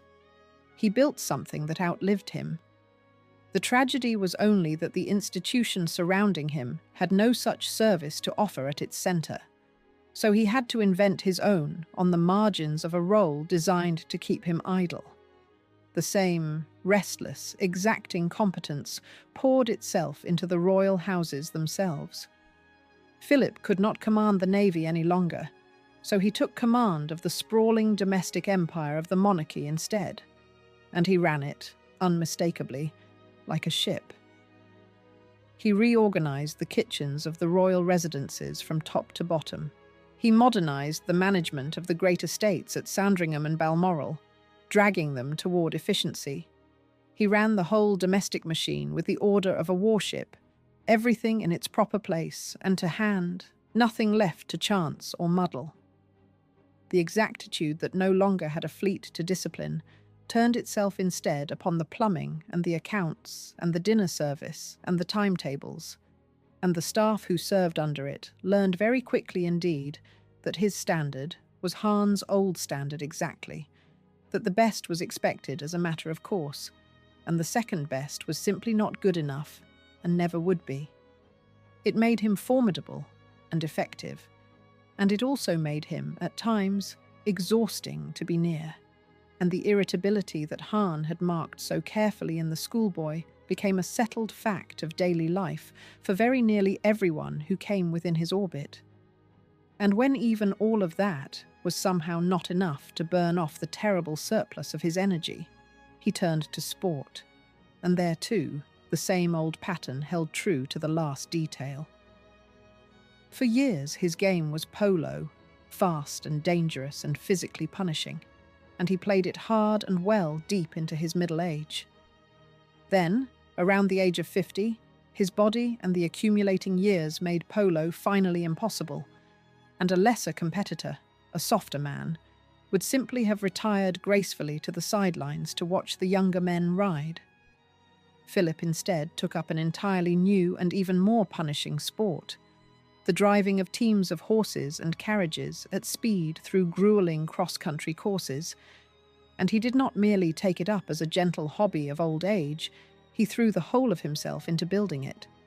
He helped to codify the sport itself, drafting its early rulebook, shaping the way it would come to be run and judged across the world. Into his 60s and his 70s, he was still out on the courses, reins gripped in his hands, taking the hard risks that far younger men were quietly declining to take. It was the creed of his whole life, in its very purest and most distilled form. You do not sit down and mourn the game you have lost. You go out and you find a harder one, and you master that, and then you write the rules for everyone who comes after. But hold, for one moment, on the true cost of all this ceaseless activity, because the whole film has been building steadily toward it, and this is the chapter where it must finally be named out loud. The energy was genuinely magnificent, and it was, at exactly the same time, the unmistakable sign of a wound that had never once healed over. A man who is at peace within himself does not need to conquer the palace plumbing and rewrite the rules of an entire sport, and drive himself at every physical limit deep into his old age. Philip did all of it, every restless bit of it, because the only alternative was to sit still and quiet with what he had lost: the country, and the mother, and the father, and the sisters, and above all of them, the career. And sitting still and quiet with loss was the one single thing he had never in the whole of his life allowed himself to do for even a moment. The discipline had nowhere left to go, and so it went absolutely everywhere. It filled every hour of every day and every room he entered. And underneath the ceaseless, driving, exacting activity, visible only to the small handful of people who lived their lives closest to him, was the old frustration of a born commander with nothing whatever of his own to command. A frustration that had begun on the morning the king died, and that would never, across the whole of the next 70 years, entirely resolve itself or let him rest. Chapter 13. Seldom calm, sullen and crabby. The people who stood closest to him described a man who could turn from easy charm to cold, hard ice for no reason that anyone around him could ever name. For almost the whole of his long life, the public knew Philip only from the outside, a brisk, upright figure walking a careful step behind the Queen, occasionally saying something that made the next morning's newspapers wince. The inside of the man was guarded ferociously, and it took a writer who spent real and sustained time in his company to draw anything like the fuller picture. Giles Brandreth, who knew him and who produced the most intimate study we have of the marriage, gives us the closest thing that exists to a portrait drawn from the life, and it is, above everything else, a portrait of a man in armour. Brandreth found a man who was fundamentally defensive, who was seldom truly calm, and who could shift without any warning at all from the most easy and engaging charm to something suddenly formal and distant, sullen and crabby, as the writer put it exactly, for no apparent reason on earth. One moment, the Duke would be the very best and most amusing company in the entire room, holding everyone. The next, he would close over like a door swinging shut, and not a soul present could tell what had turned the key or when it might turn back. He had perfected, Brandreth observed, the art of saying hello and goodbye in the very same handshake, greeting a person and dismissing them again in one single economical motion, keeping every human being he met at exactly the arm's length distance he had chosen for them and no closer.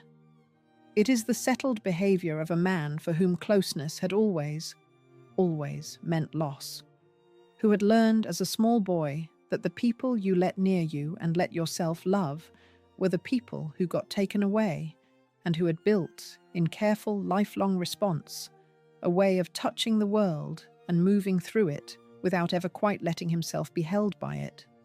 The people who loved him learned to read the armour because the affection was real underneath it, and only the delivery was rough.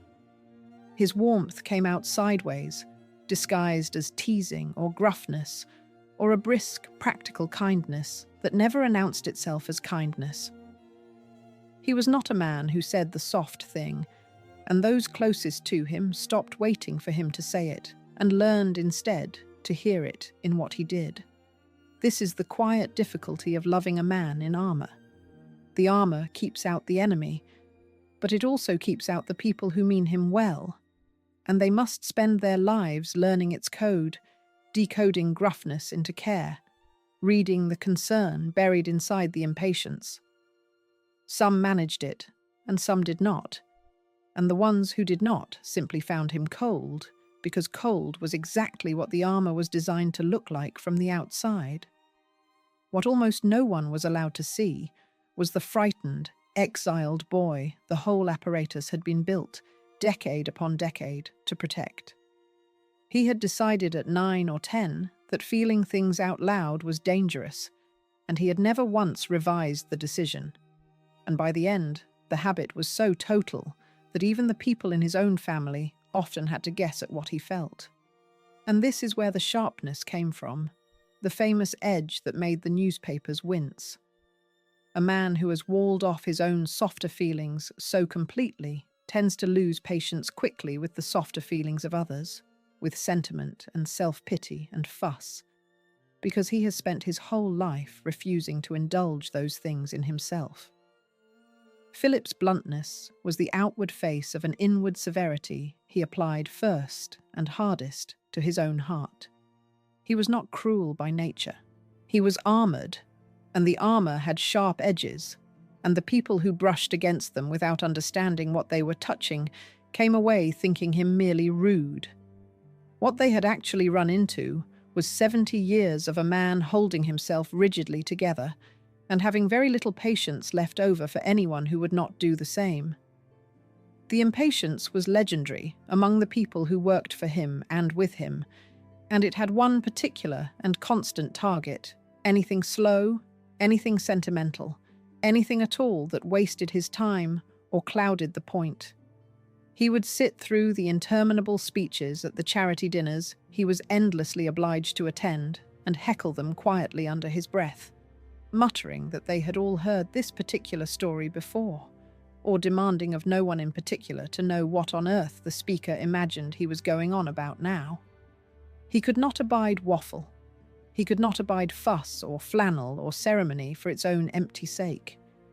The exactitude that Hahn had marked so precisely in the schoolboy had hardened over the decades into a low, constant, humming intolerance of absolutely everything that fell short of the point and the truth. And the temper reached, on occasion, even as far as the Queen herself. Brandreth records the small and telling detail that after some collision or other aboard the royal yacht, Elizabeth declared to those around her that she was simply not going to come out of her cabin until her husband was in a better temper. Picture the whole scene contained in that one line. The most powerful woman in the world, the sovereign of many nations, quietly waiting out her own husband's black mood from behind a closed cabin door, because she knew from long experience that the storm would pass more easily and more quickly if she simply let it blow itself out and did not stand in front of it. And yet the marriage held for 73 years, longer than any other in the history of the Crown, which tells you that the temper was only ever one weather system in a much larger climate. The same man who could turn sullen and crabby without warning was also, by every account of those who watched the marriage closely, genuinely devoted to his wife, fiercely loyal, and in his own gruff and undemonstrative way, dependent on her more than he would ever have admitted. She had given him the fixed point his whole life had lacked, and he knew it. And beneath all the black moods and the impatience was a bond that never broke. The people around them learned to read the whole climate rather than fixate on the storms. They understood that the dark moods passed, that the devotion underneath was constant, and that a marriage between two such different people, the still center and the restless force, worked precisely because each supplied what the other did not have. The temper was real. So was the love. Both were true at once, as so many things in Philip were true at once, and only someone who had watched the marriage over years could hold the two together without mistaking the one for the whole. It is a tiny domestic scene, and it says more about the real weather inside that famous marriage than any official portrait ever painted or photograph ever posed. But the single most revealing thing that Brandreth found, in all his time in the man's company, was not any display of temper at all. It was a silence. When the writer tried, gently, to draw Philip out on the subject of his own childhood, on the exile, and the mother locked away in the sanatorium, and the father drifting off to the Riviera, the Duke simply and completely would not go there. He brushed the whole subject briskly away. He looked, and he said nothing, and he moved the conversation firmly onto other ground. The man would talk with real warmth and at real length about carriages and engines and the sea and design for as long as anyone cared to listen. But on the one wound at the very centre of him, the thing that had made him what he was a closed and bolted and shuttered room, and he intended to stay that way. And that refusal, more than any heckle or any sudden dark mood, is the true and final face of the armour. He had survived his childhood in the first place, precisely by not feeling it out loud where it could be seen, and he was not about to start feeling it out loud now, not for a sympathetic biographer, not for anyone living, not after 70 hard years of keeping that particular door shut fast. Chapter 14. The Mother Who Came Home. The mother who had vanished from his life when he was 9 years old spent her final years living quietly under his own roof, dressed in the grey habit of a nun. It is one of the strangest and most genuinely moving turns in the whole of this story, and it closes the very deepest wound of the childhood in a way that is entirely and perfectly characteristic of the man, which is to say, almost completely without a word being spoken about it. Princess Alice, in the long decades after the sanatorium at Kreuzlingen, had slowly become something quite remarkable, the living moral opposite of the daughters who had married so deep into Germany. During the war, in German-occupied Athens, she had sheltered a Jewish widow named Rachel Cohen and 2 of her children from the Gestapo, hiding them within her own home at genuine risk to her life, and using her lifelong deafness as an unlikely weapon when the occupiers came asking their questions, simply pretending, with perfect deniability, not to understand a word they said until they gave up and went away frustrated. She had a debt of gratitude to that family, reaching back many years, and she paid it in full when it counted most. And afterward she founded a nursing order of her own, the Sisterhood of Martha and Mary, in 1949, and took to wearing the plain grey habit and wimple of an Orthodox nun for the whole of the rest of her life. The woman the doctors had once carried off by force to a locked ward had remade herself, entirely, into something very close to a saint, and in the end, the world would say so out loud. A full quarter of a century after her death, the State of Israel would formally name her righteous among the nations, its very highest honor, reserved for those who risked their own lives to save Jews from the Holocaust. There is a truth about Philip's whole family folded into that honor, and it is one he lived on top of every day of his life. The same bloodline that produced a woman brave enough to hide a Jewish family from the Gestapo had also produced daughters who married into the Nazi elite, one of them the wife of an officer of the SS. Saint and collaborator, rescuer and party member grew on the same family tree, in the same generation, sometimes at the same dinner table. Philip stood at the exact center of that contradiction, the hinge between the 2 faces of his own blood. He was the boy who had walked behind his sister's coffin through a Germany draped in the symbols of the regime, and he was also the son of the woman Israel would one day honor above almost all others. He never tried to reconcile the two, or to explain them, or to make a tidy moral story out of a family that refused to be tidy. He simply carried both, in silence, the way he carried everything, and let the record speak for itself. His mother's goodness did not cancel his sister's compromises. and his sister's compromises did not stain his mother's courage. They were all, terribly and truly, his family, and he belonged to the whole of it. In her last years, grown frail and poor and old, she came home at last to live with her son. She was given rooms inside Buckingham Palace, and there, in the very heart of the institution that had once so carefully shut her daughters out of a wedding, the nun in grey lived out her final days near the boy she had lost so long ago and found again at the end. She died at the palace on the 5th of December 1969 at the age of 84, and she died owning almost nothing at all in the world. She had given away her possessions steadily to the poor across all the years of her religious life, so that at the very end she had no property and no money and nothing whatever to leave behind her. For a princess who had been born in a room at Windsor Castle with Queen Victoria herself looking on, it was an astonishing final accounting. She died with entirely empty hands and a full account.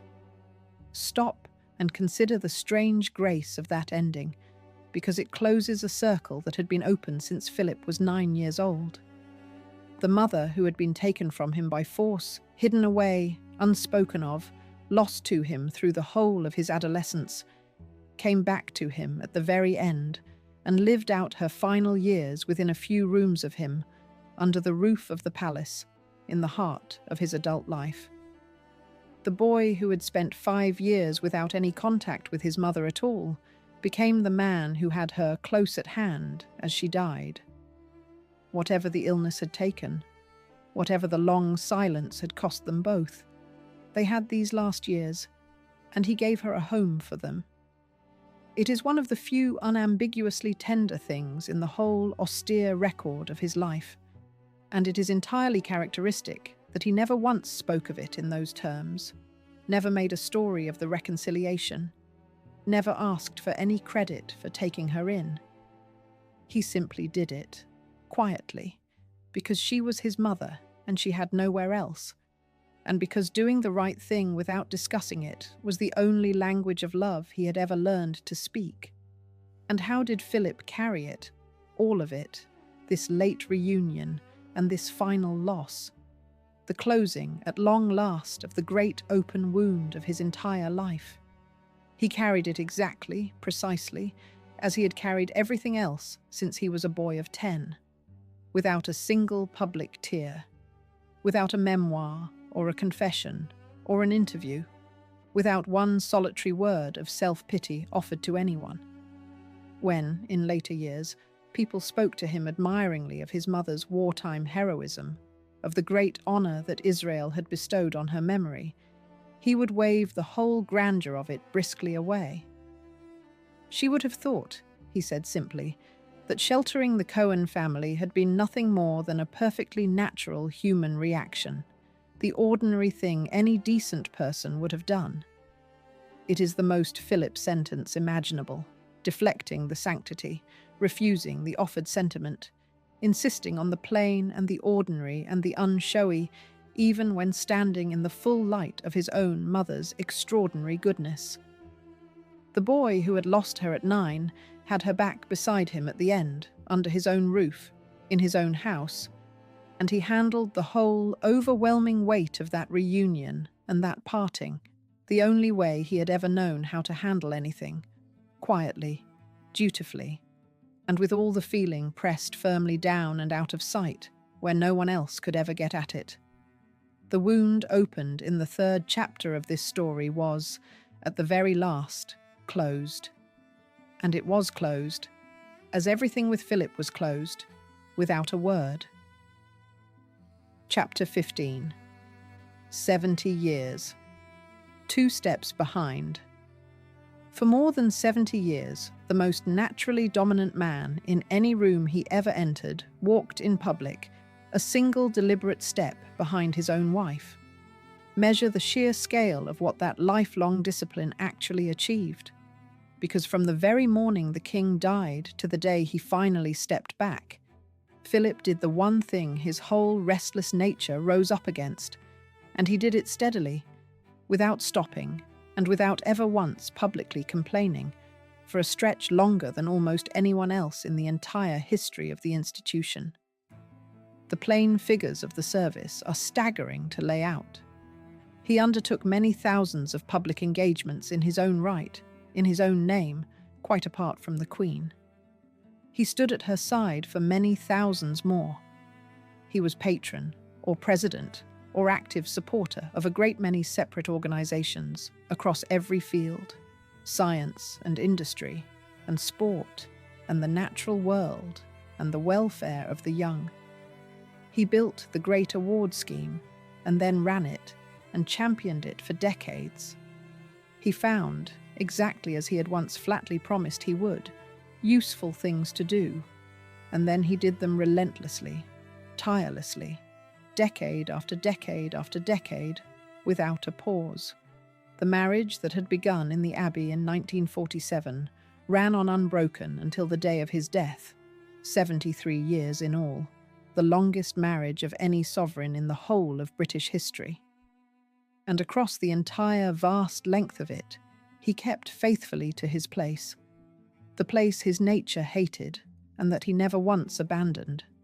A single pace to the rear and a little to the side, supporting always and leading never, in public at the very least.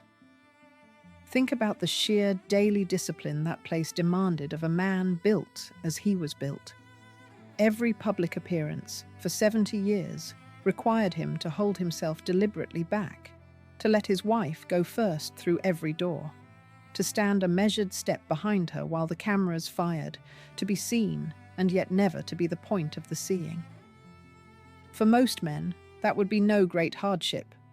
For a born commander with a natural power of command, a man who could not sit through a dull speech without heckling it under his breath, the effort of that permanent, public self-restraint must have been enormous, sustained hour after hour, day after day, across an entire lifetime. And he did it.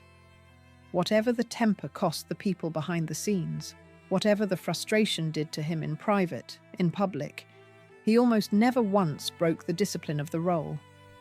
He walked behind. He deferred. He supported. The energy Hahn had marked in the schoolboy, the drive that had won a war record and built an award scheme and mastered a punishing sport, was turned, in the end, upon himself, spent on the daily, invisible, thankless labour of keeping a naturally dominant man permanently in second place. That is a form of strength the country was slow to recognise, because it looks like nothing at all from the outside.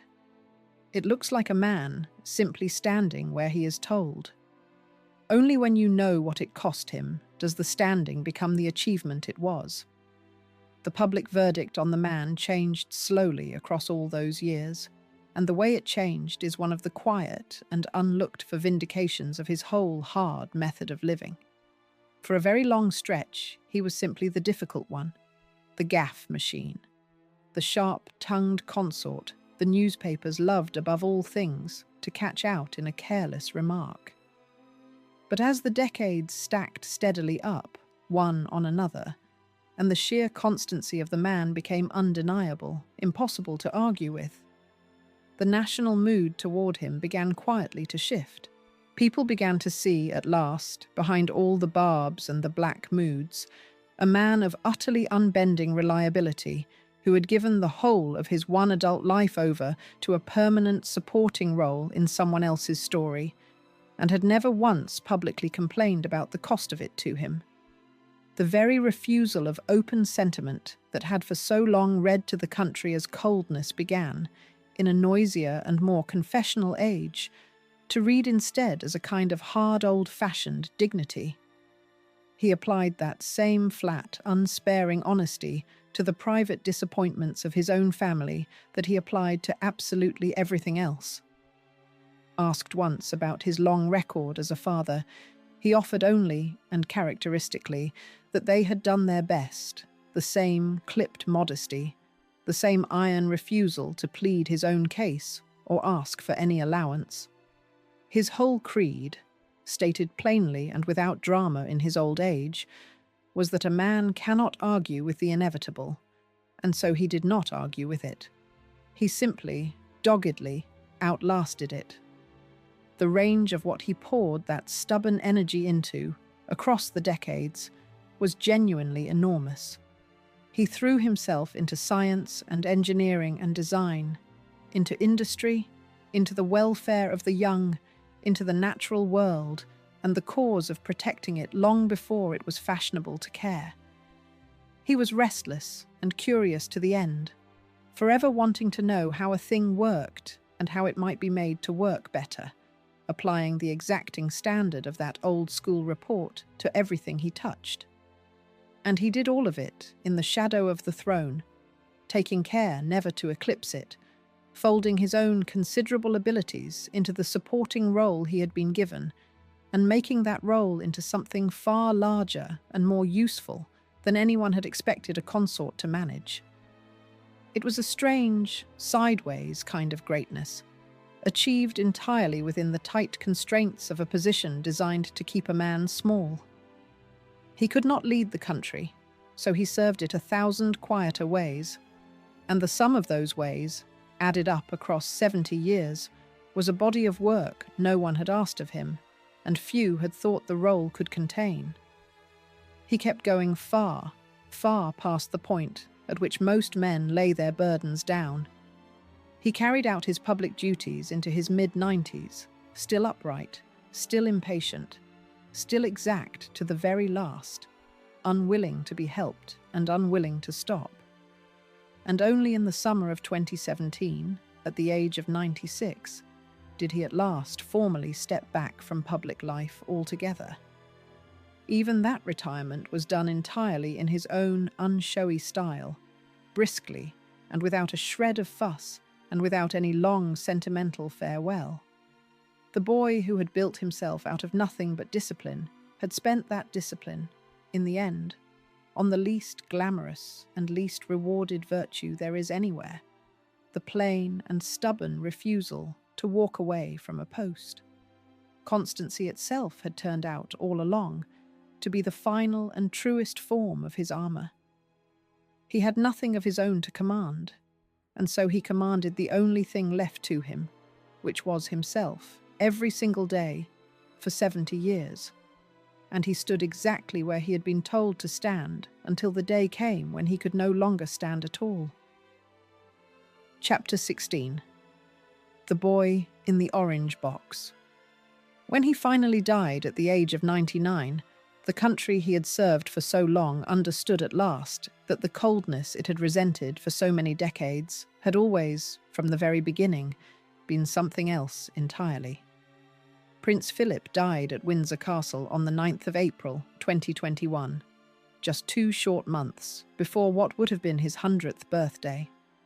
He had lived with an inoperable cancer for years, born in the usual way, in silence, and his biographer Hugo Vickers has recorded that the illness had been with him since 2013.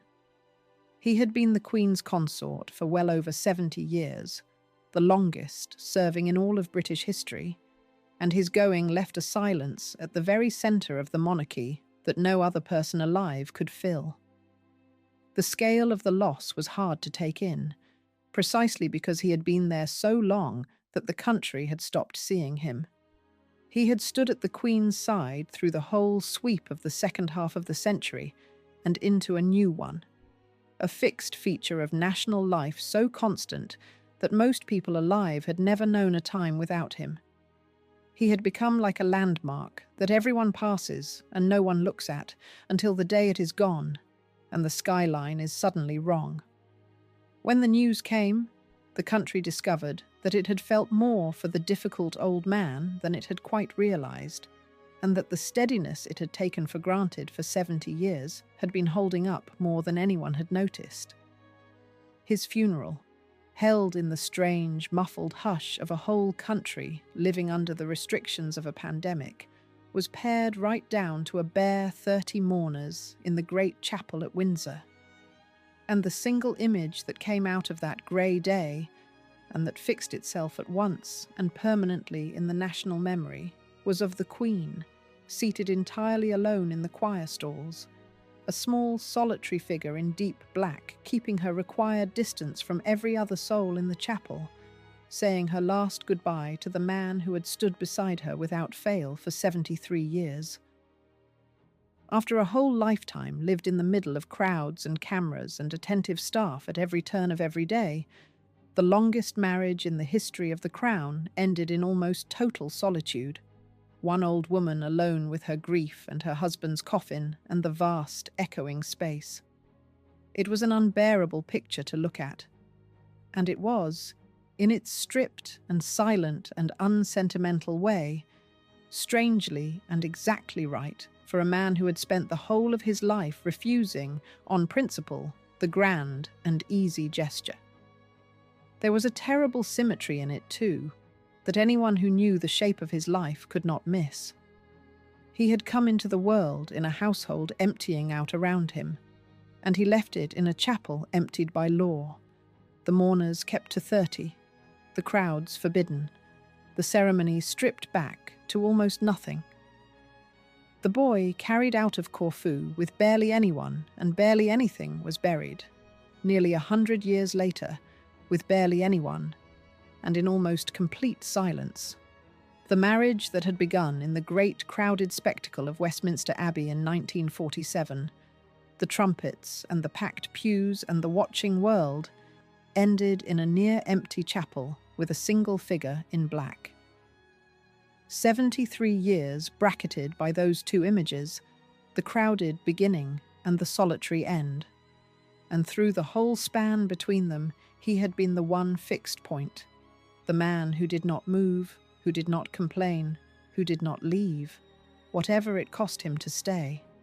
In the quiet days that followed, as the country looked back slowly over the whole enormous span of the life, something shifted in the way it understood the man who had lived it.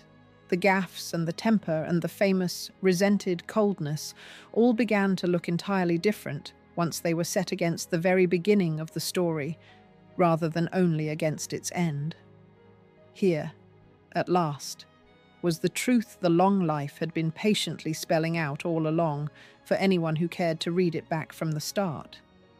The rigid discipline had never once been the arrogance of a pampered prince. It was scar tissue, grown thick and hard over wounds that had been taken before the boy was even 10 years old. The navy he had loved so fiercely and given up so bitterly had been the family he chose for himself, because the family he had been born into had simply dissolved and blown away around him, and the bluntness that had offended so many people for so long had been armor all along, worn without pause by a man who had learned as a very small child that softness was a thing the world reached in and took away from you when you were not looking. He had been the child carried out of a burning country in a wooden fruit crate, who then lost his mother to a locked ward, and his father to a hotel on the coast, and his 4 sisters to a darkening Germany, and who had decided, with absolutely nothing left anywhere to lean on, that he would simply stand upright and stay standing, whatever it cost him and however long it took. He had been denied a country, and so he had made himself a citizen of a ship. He had been denied a mother, and so he had made himself hard enough to need no comforting. He had been denied a career, and so he had built a life's work out of the margins of an empty role. He had been denied even his own name upon his children, and so he had given them instead the one thing no institution could vote away from him, the example of a man who never once complained and never once quit. Everything the world had taken, he had answered with something built. Everything soft that had been stripped from him, he had replaced with something hard and useful and enduring.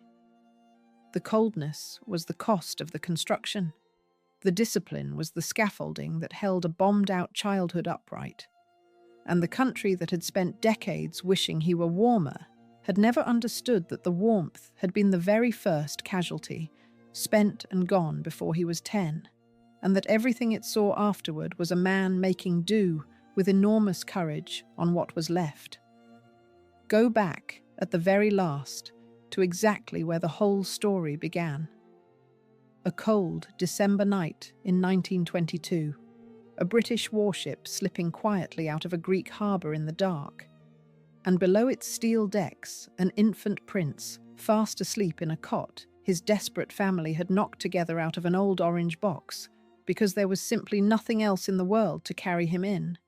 Everything the man ever became was already there, folded up and waiting. Inside that single image, the loss and the improvisation, and the flat refusal to be beaten by either one of them. He had nothing to hold him, so he made himself hard enough that he would never again need holding. He had no home anywhere, so he built one for himself out of ships and schools and rules, and a marriage he would serve faithfully for 73 years. The whole country spent the better part of a lifetime quietly waiting for the cold prince from the orange box to soften at last. And he never once did. And now, at the end, it was finally possible to see the reason, which was that softening had never for a single day of his life been a safe thing for him to do.